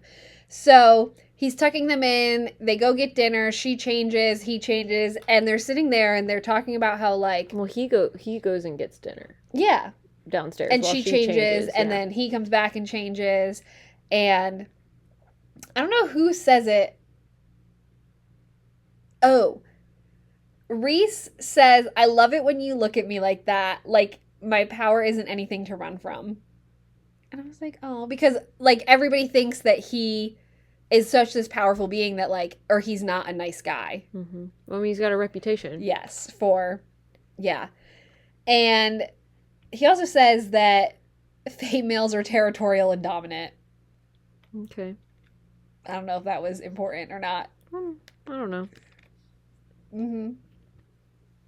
I was just going to say, I feel like at this point, she's starting to realize when they're in the inn that, like, Rhys is genuinely, like, he seems to care for her, and that he's, like, trying to take care of her. And I know she does say or think at one point, like, oh, Tamlin, I think I just loved because he was my first love, and I don't have anything else to compare it to, really. Yeah, I think she also said at one point, too, that, like, oh, well, he was just the first person that, like, showed any real interest other than that one guy that she was, like, seeing from the human world. But, like, I don't think that was never anything serious. So I think she was just kind of admitting, like, oh, well, Tamlin was just the first person who showed any kind of interest. And even then, like, he really didn't. No, he didn't. He was like, you're in this house. Mm-hmm. Yeah, you're here now. Here's some paint. He more, I think, liked her because I feel like he also felt like he had an obligation to her, that like he helped his court get out of this misery. You think it's obligation? I don't know. Something. I think it's possession. I think he feels like she's a subject of the spring court and she belongs to him, and like I never liked it. Okay. It felt gross. So they're leaving they go the next day. They go out. She uses her powers again, and they're flying back somewhere when arrows shoot them out of the sky. Mm-hmm. And they are poisoned arrows, and they're pretty much demolish his wings. Yeah. And so she's just trying to get through to the bond to get to Reese, because Reese is hurt. They both like, Reese pretty much drops her. They go in different directions. She's trying to find him. She smells all this blood, and she's like, I'm gonna kill all of them. Well, she finds out that people took him. Yes. And they grabbed him and they took him to this cave where they were essentially like torturing him. And she was like, well, my scent is still on him. I can find him. So they found him, and she killed all of the guys, all the people in the cave that were torturing him. And there was so much blood and everything. And she also, this was one of the first times she's winnowed with somebody. Mm-hmm. And she winnowed them just into a cave that was nearby that she could get away from this area, because she knew there were more people, or more, people that tried to hurt them. And that's when she goes to find the cereal again. Yeah. So she finds the cereal, Mm-hmm. and that's when the cereal like lets it slip, essentially, that They're mates. oh, you didn't know that he was your mate? Yeah. And she's like, To excuse me? speed up your mate's healing. She's like, excuse me? Mhm. What was that? I literally go, mate, and I put it in a box, and I was like, question mark? And then he was like, yeah, the High Lord of the Night Court is your mate. And she's like, I'm Rhysand's mate. And then he says, or the cereal says that he's known for a long time. And she's like, are you kidding me? Like, all I wanted him was to be honest with me, and now you're telling me that he's known that we've been mates for all this time. Wait, no, so the flowers and the flames for Nessa and them, that happens before all of that. Because she pulls all the arrows out, and she's telling him while she's pulling the arrows out before. Go. So they get to this cave, Mm-hmm. and she's trying to get the arrows out of his wings, and she's like telling him essentially just anything to try to keep his mind off of it. Yes, because they're poisonous, and he's also like, he isn't doing well. Yeah. He's got a lot of, And so at one point she starts saying how Elaine at some point got into some money, and Elaine bought things that she knew that Feyre and Nesta were going to like. Mm-hmm. So she bought Feyre some paints, and Feyre was able to paint a dresser. Well, she said she painted like their whole cabin essentially of what she could, but she also painted a dresser, and each drawer she painted for a different one of them. So each sister had a drawer in the dresser. Mm-hmm. And so for Elaine, she did flowers. Mm-hmm. Because she always, like, Elaine liked working in the garden, and she liked gardening and having flowers and, pretty things. And then for Nesta, she painted flames. She's like, Nesta's so fiery, she's just so passionate and blah, blah, blah. And then he asked her, like, oh, well, what did you paint for yourself? And she was like, I don't know. It was kind of silly because, like, I never really went outside, but I painted the night sky. Mm-hmm. With twinkling stars. Yeah. And I think I don't know what he thought, but. Well, so that's when she goes to get the cereal. Okay, and then we already talked about that. Mm-hmm. And he said, yes. Well, so he promised not to keep things from her. Yeah. And she gets back, and she immediately like, she's mad. First of all, she gets back, and he's awake now because he was unconscious before.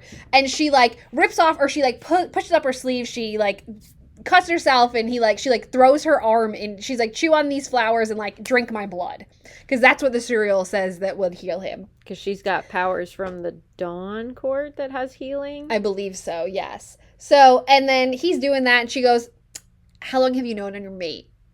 And he's just like, huh? And he said, I've known for certain when Amarantha was killing you. But that's for certain. So how long have you suspected it? is my question. Was my question when I read that. Um, and he said that Amryn and Moore already know, and Cassie and Azriel suspect it.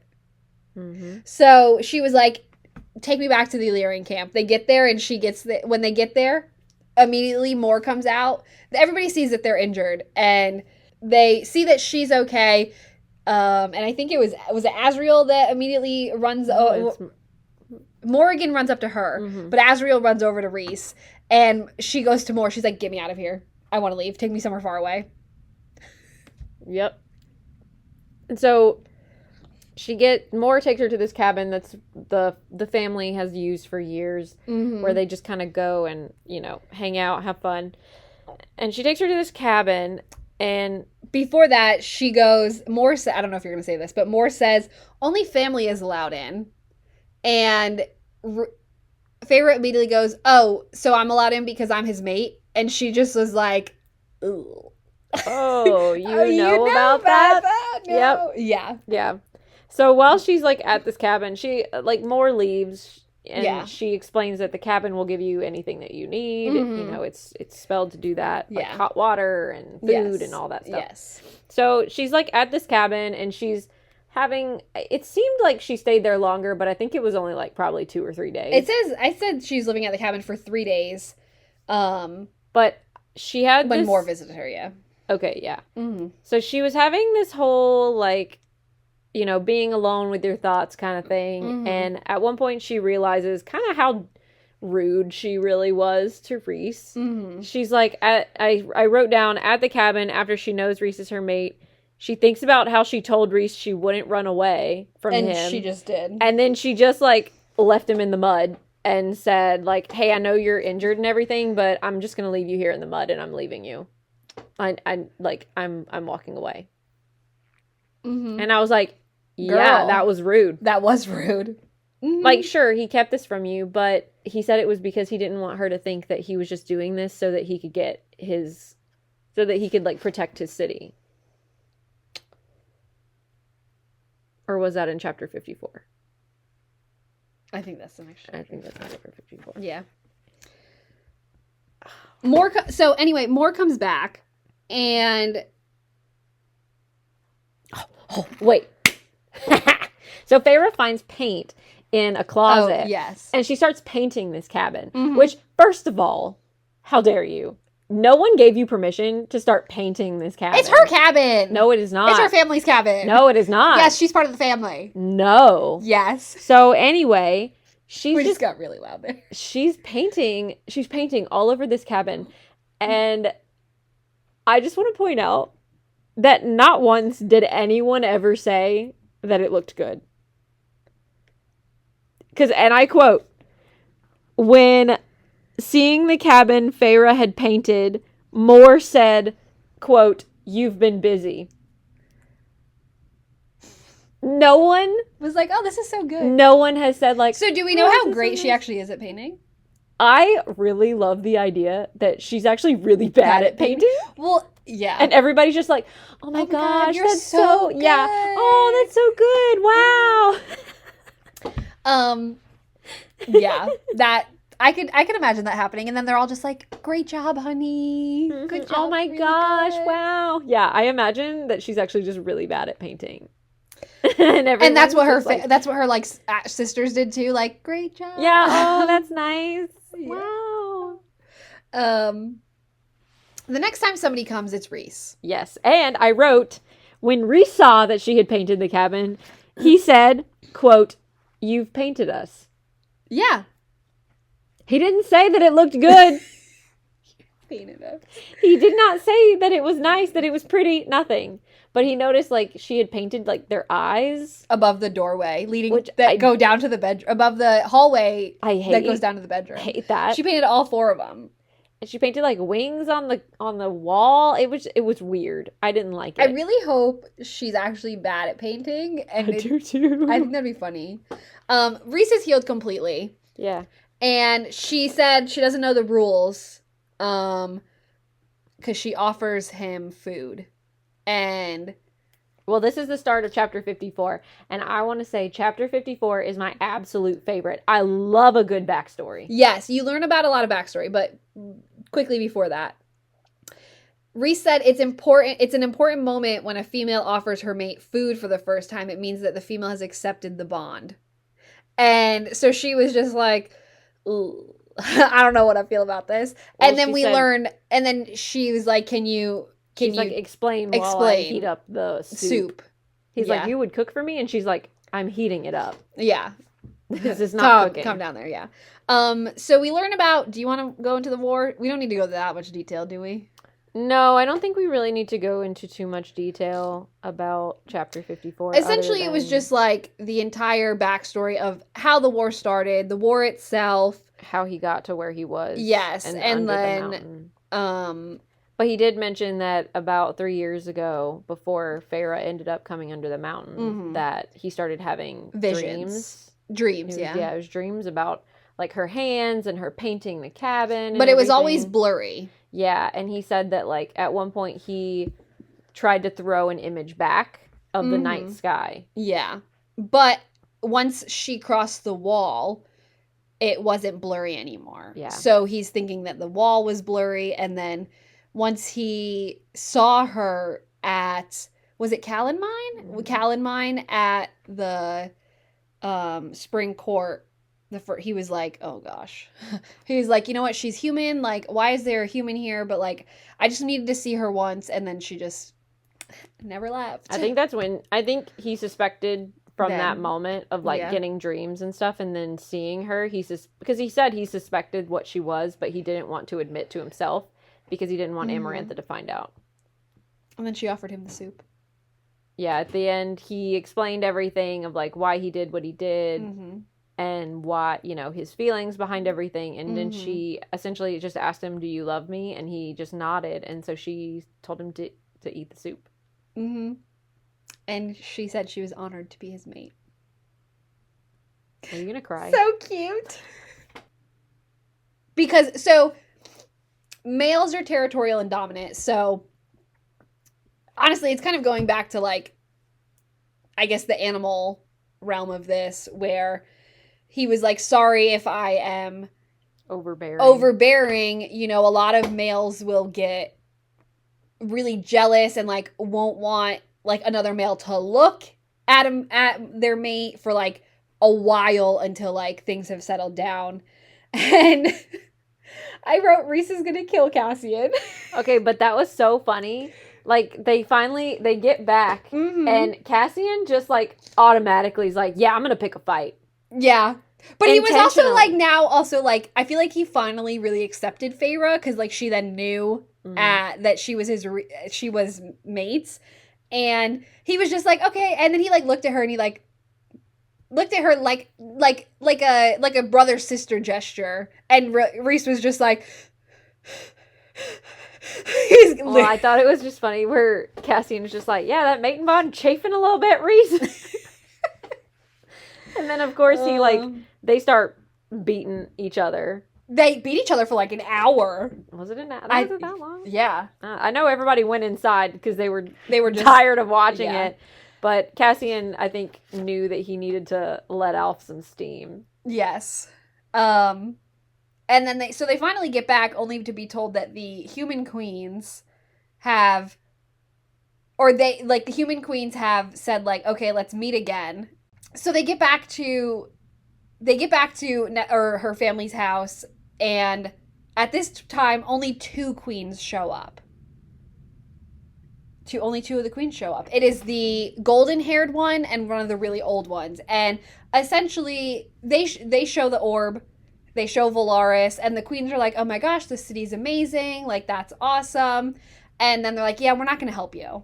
And Nesta pretty much goes off on them. They're like, you guys are being stupid. Why aren't you trying to help us? And essentially saying, like, the queens say, oh, well, you're so close to, like, the court. Like, why aren't you helping them? Yeah, why don't they just protect you? Why don't they just protect you?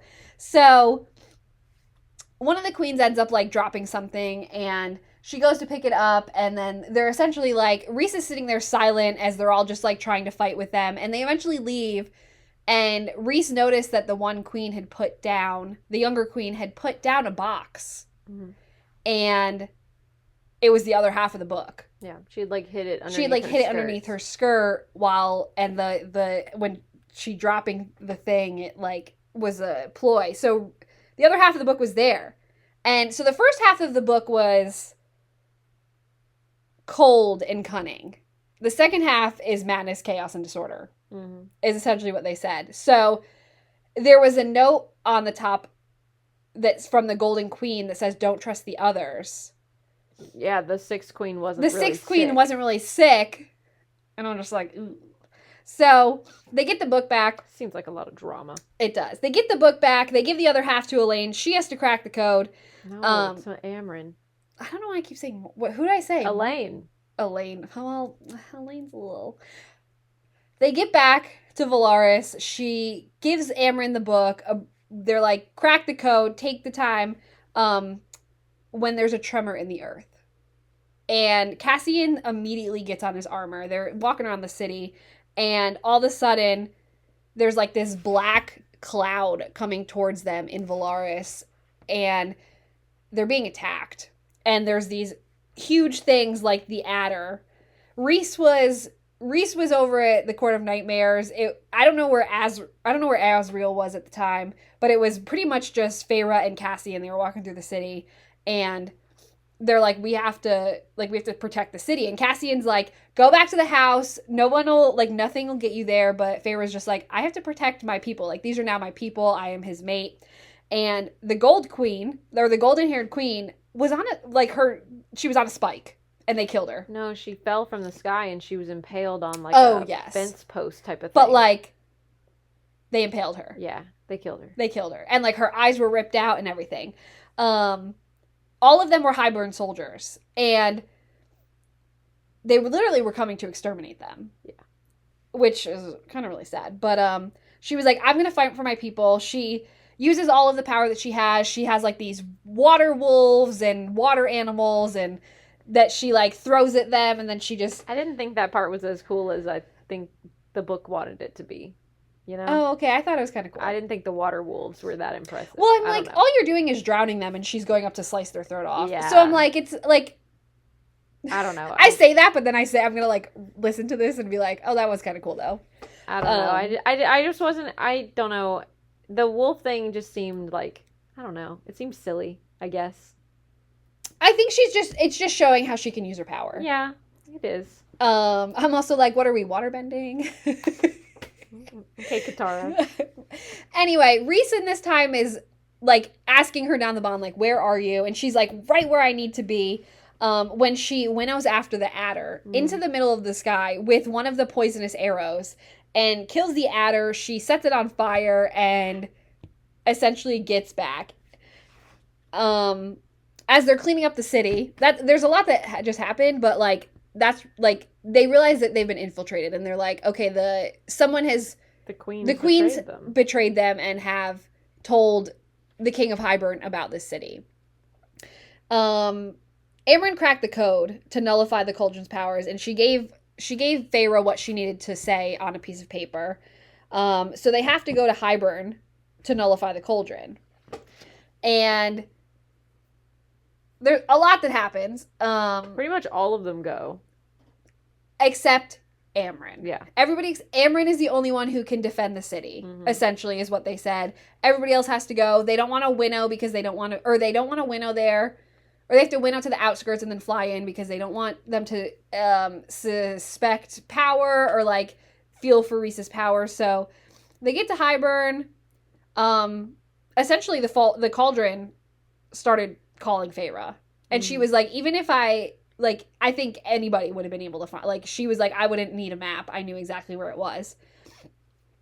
So they get to the cauldron, calls to there was a thrumming heartbeat. The book, the cauldron, they were all talking to there. She puts the book together. Even though she wasn't supposed to. She is talking about these things. She pretty much loses her headspace for 5 minutes. And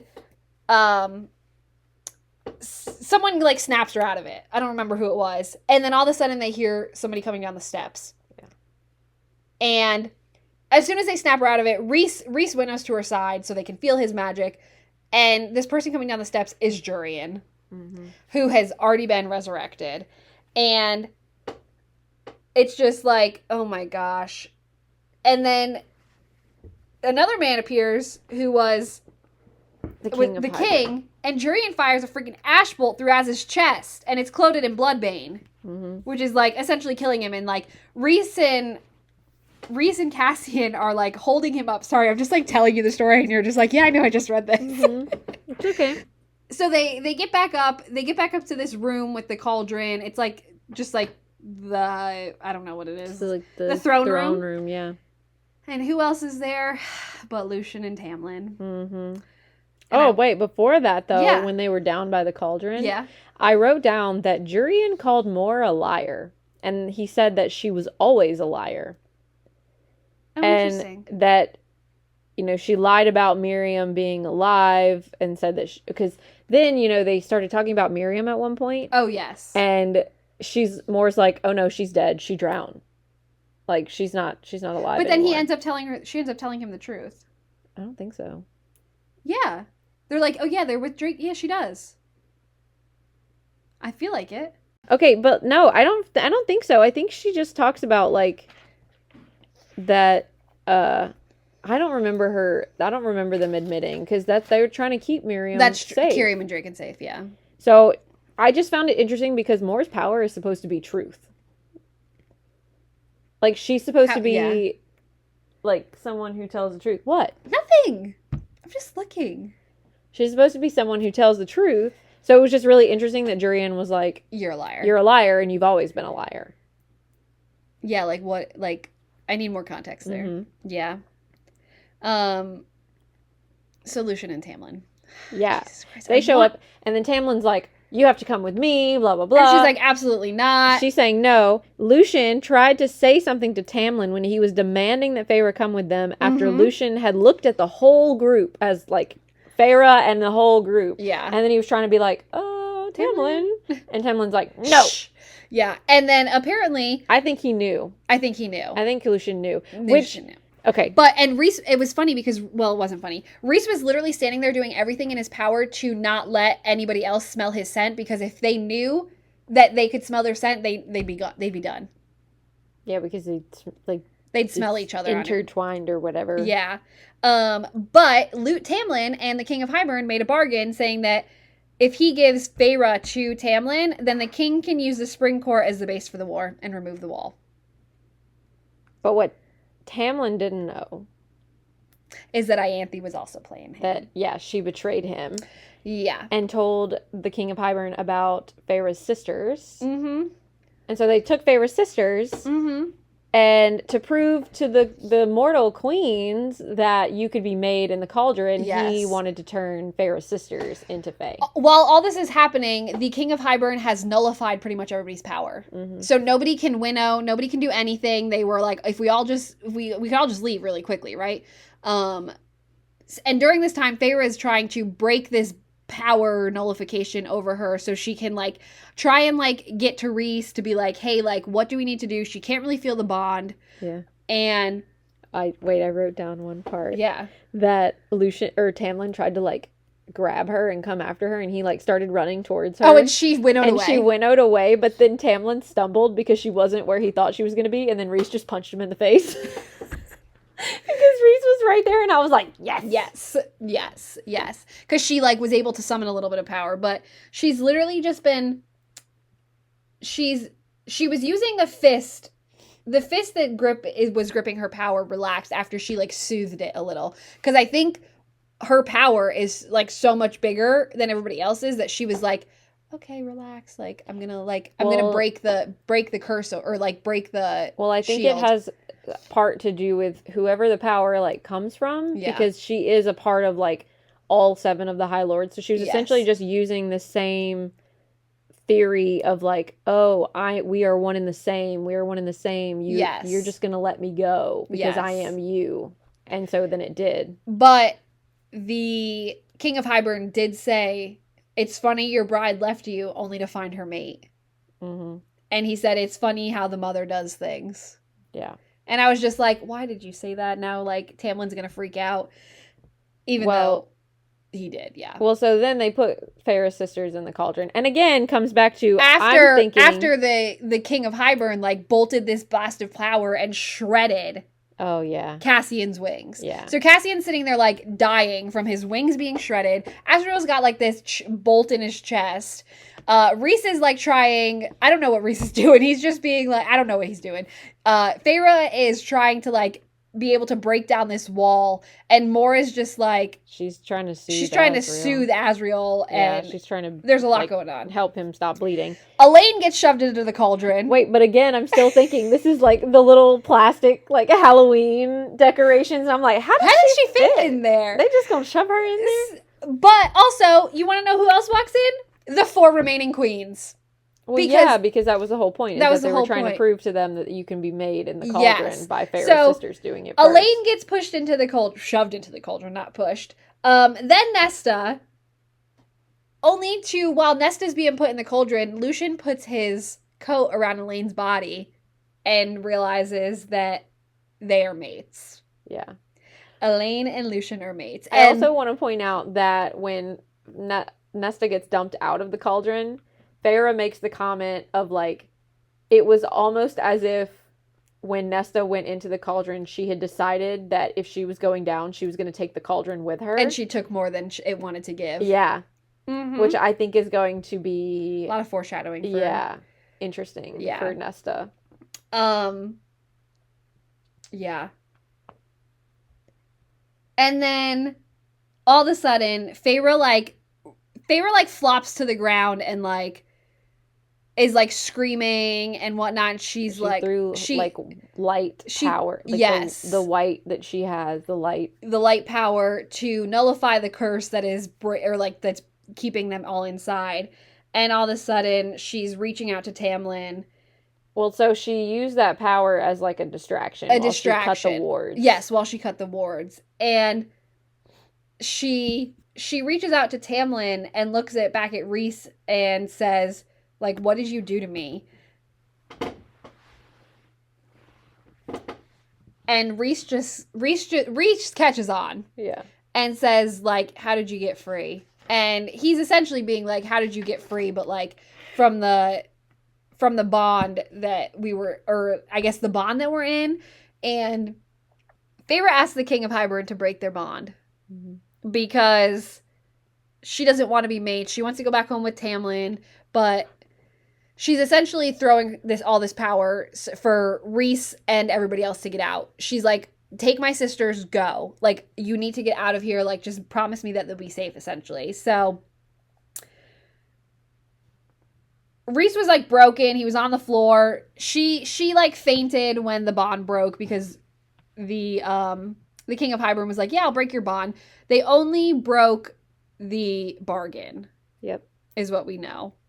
So then he breaks, like, the bargain, mm-hmm. and she, Rhys crawls back to his friends. And they winnow out. And Mor, I think, winnows to the sisters. Grabs them. And gets them. She winnows out just to show Rhys that, like, hey, this is what she's doing. Yes. And then Rhys takes Azrael and Cassian back to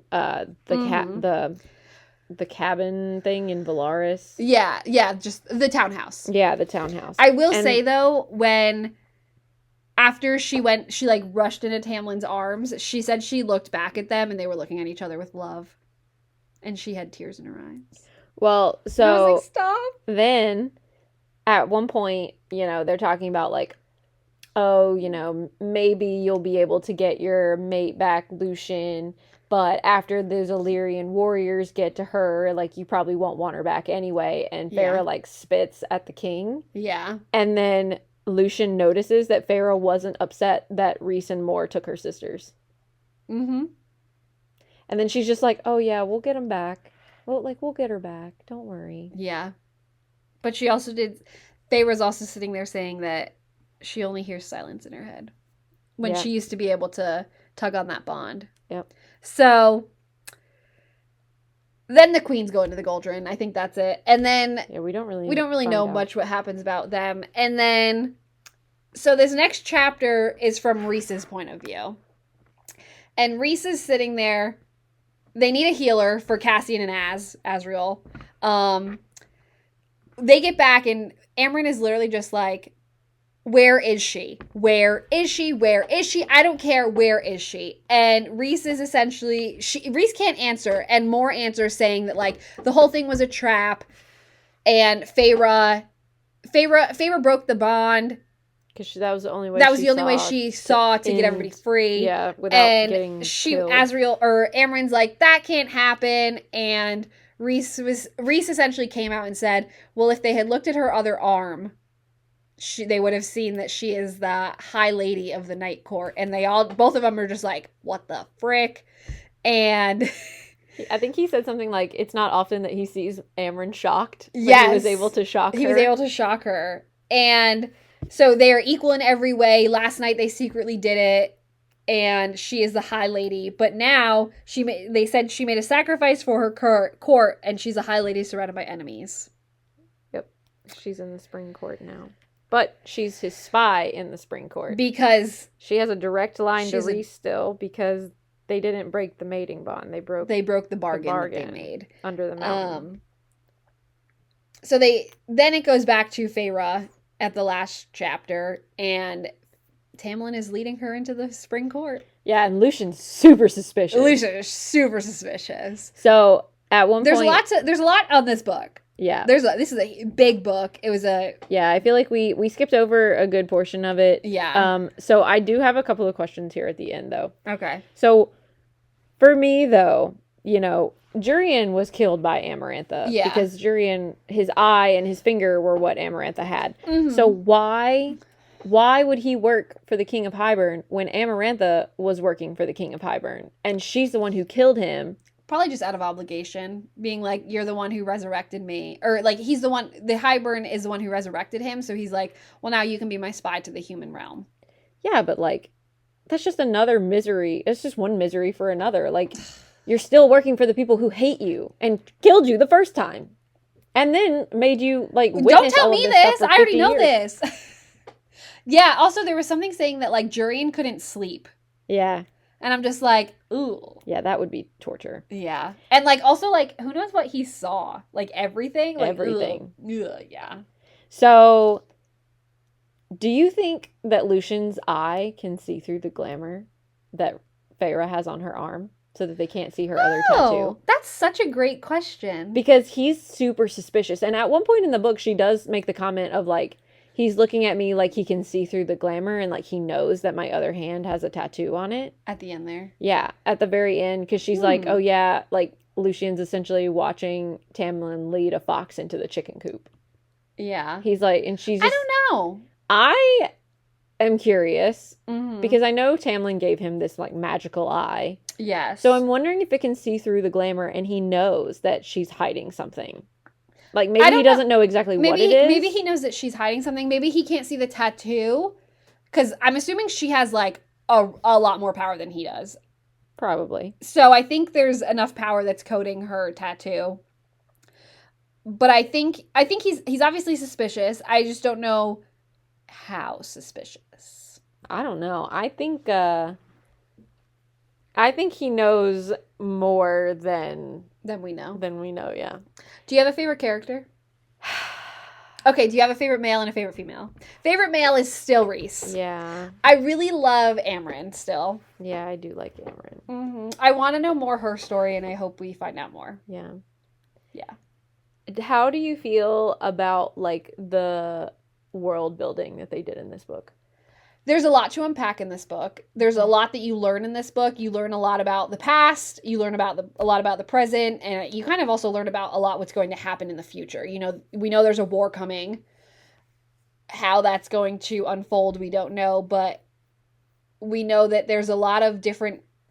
There's just a lot going on. Mm-hmm. I think there's a lot that Yeah, I don't know. I like the world building. Yeah. Because... I really think that, like, yeah, you learn a lot of, like, the backstory. You learn how the magic system works. You learn, like, the people involved. I think it's a lot of good world building. I think it'd be interesting.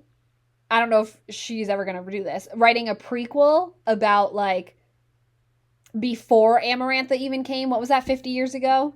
The war? The war. Like what this whole looked like before the war. That'd be interesting. But I think it had, I don't know. You know, like maybe like 75 years ago. And then like kind of leading maybe up to the war. And like the start of Amarantha. Or not even like the start, but like how she kind of infiltrated each of the courts. Yeah. Not that I like her. Mm. And I don't know who. I mean, obviously Rhys would be in there because he's been the High Lord for a while. True. And Tamlin too, but yeah. How do you feel about the ending? Oh my gosh, I can't wait to start the next book. I mean, it's a little late now, but I'm starting it tomorrow. I loved it. Did not know where this was going. No. Every turn I was not ahead of it. Yeah, there was just so much happened. Yeah. And like I kept, like my jaw kept dropping. And I was just like, oh my God. Even after rereading it the second time. I will say I felt bad for Farrah because, you know, Ianthe betrayed her after she felt like this was the first real friendship that she had with someone. No, we didn't. We did. Did you? No, not about her betraying her. Oh, at the end. Yeah, we talked about this morning. No, but we also just talked about Ianthe. Anyway, continue. I feel bad that, you know, Farrah had mentioned that Ianthe was like the first real friendship that she had with someone, and then Ianthe turns around and betrays her. And she's like, you know, I felt so dumb. You know, she asked me all of these questions about my family, and I just gave them to her because I trusted her. And, you know, I just feel really bad for her because I think at some point in everybody's life, you know, we encounter somebody who does this to you. Yeah. And, you know, you do feel stupid, but I don't know if it makes you a better person, but it definitely sucks. Do you have a favorite part of the book? Oh, that's a hard one. I feel like I have different. Yeah. Oh, no. Chapter 54. The backstory. Yes. Of the war. Yeah, like his whole backstory and why he did everything that he did. I will say that's a really good part. I also really like, oh gosh, where was it? I actually like when they all first met and they're sitting there before like the drama rains down and everything, about the King of Hybern. But when they're kind of all just sitting there and she's meeting them and he was like, so do you want to join like my circle? It's cute. And I feel like Rhys is sitting there like, please. Gosh. But again, you have to look at it tainted by the fact that he already knew who she was. That was her mate. Yeah. They were mates. Yeah. I don't know. She didn't have to say yes. I feel like if she said if he wanted, or Rhys had said if she wants to go back at any time, I will let her go. Yeah. So he is being much more of an understanding person than Tamlin ever was. I wrote I hated Tamlin. I can't do it. I just can't. But you liked him last time. Okay, I liked him in the first book. People can change their opinions. Yeah. I just want to say I called it. That's all I want to say. Okay. I knew it. I knew it from the beginning that he was garbage. Okay. We're bringing out the French. It's not French. No. It's just fancy trash. It's just fancy trash. Yeah. What was the most satisfying part in the story? I can't talk about it. I cannot talk about that. What was the most disappointing part of the story?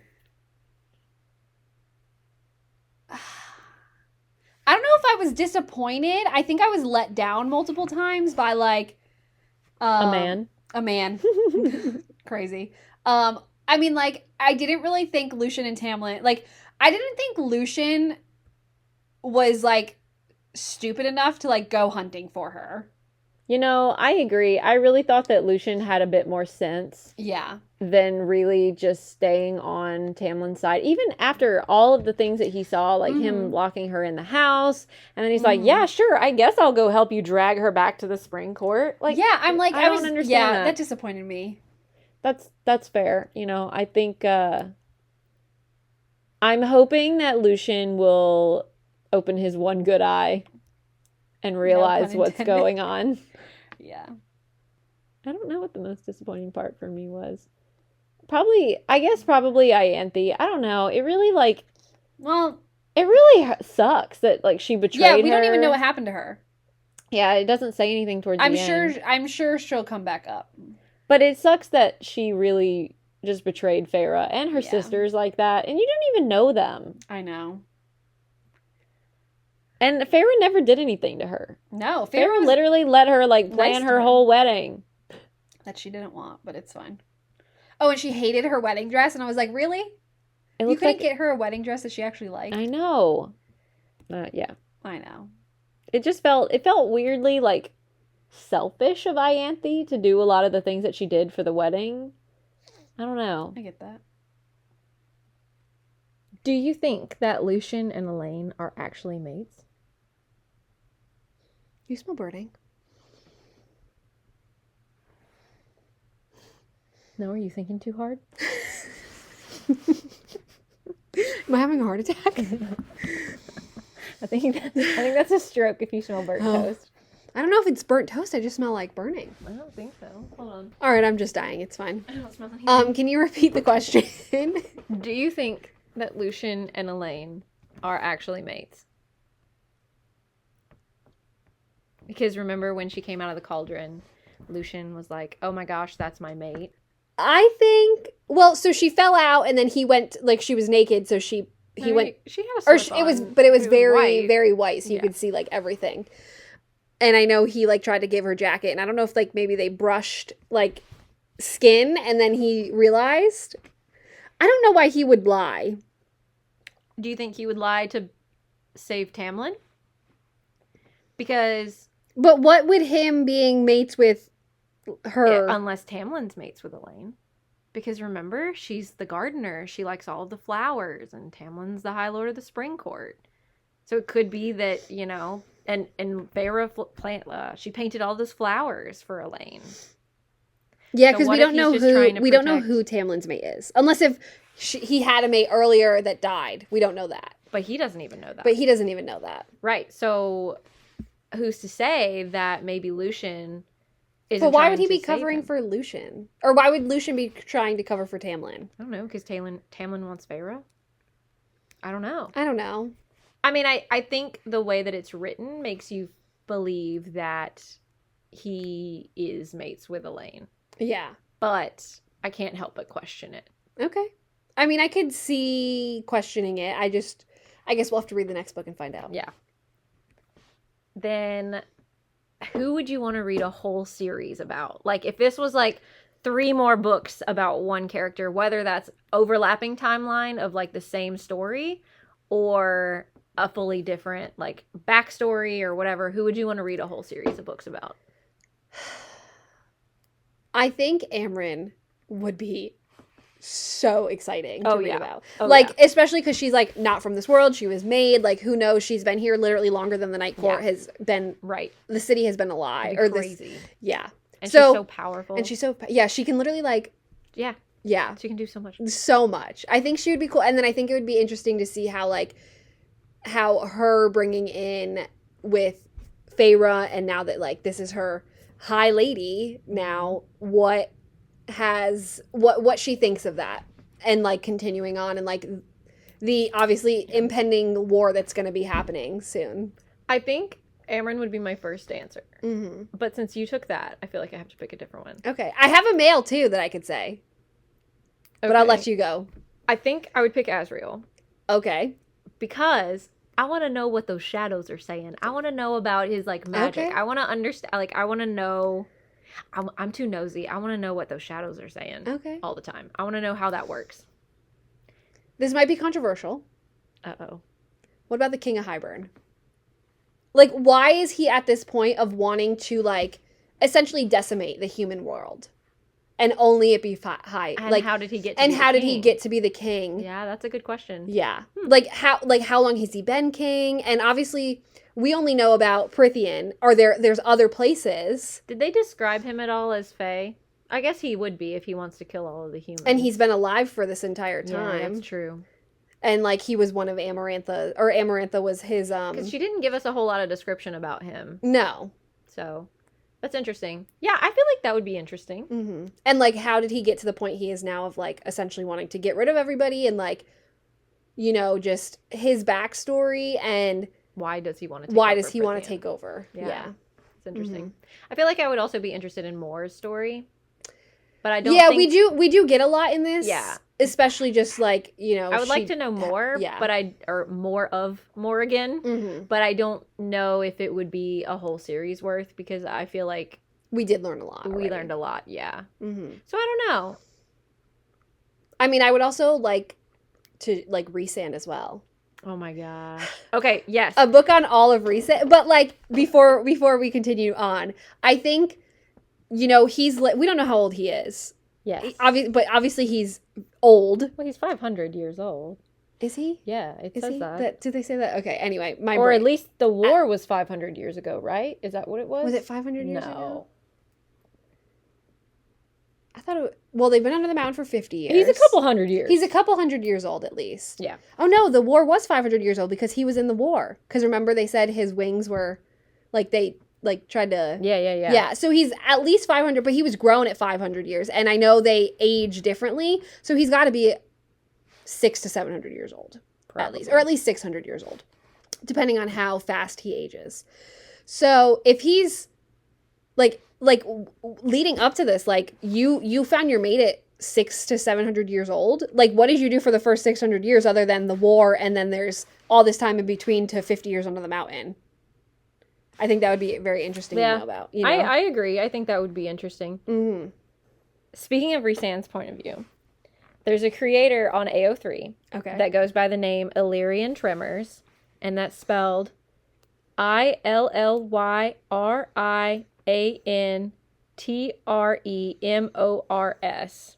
And she writes from some of the first book. Mm-hmm. She writes a couple of chapters from his perspective, like Calanmai and when they met in Calanmai, and some of the tasks that she does under the mountain. Ooh, okay. And then she also covers the second book, and I think she also covers some of the third book as well. Okay. I don't remember if I read the third one when she came out with it, or I'm saying they came. I don't know what this person. I don't know what they identify as, but yeah.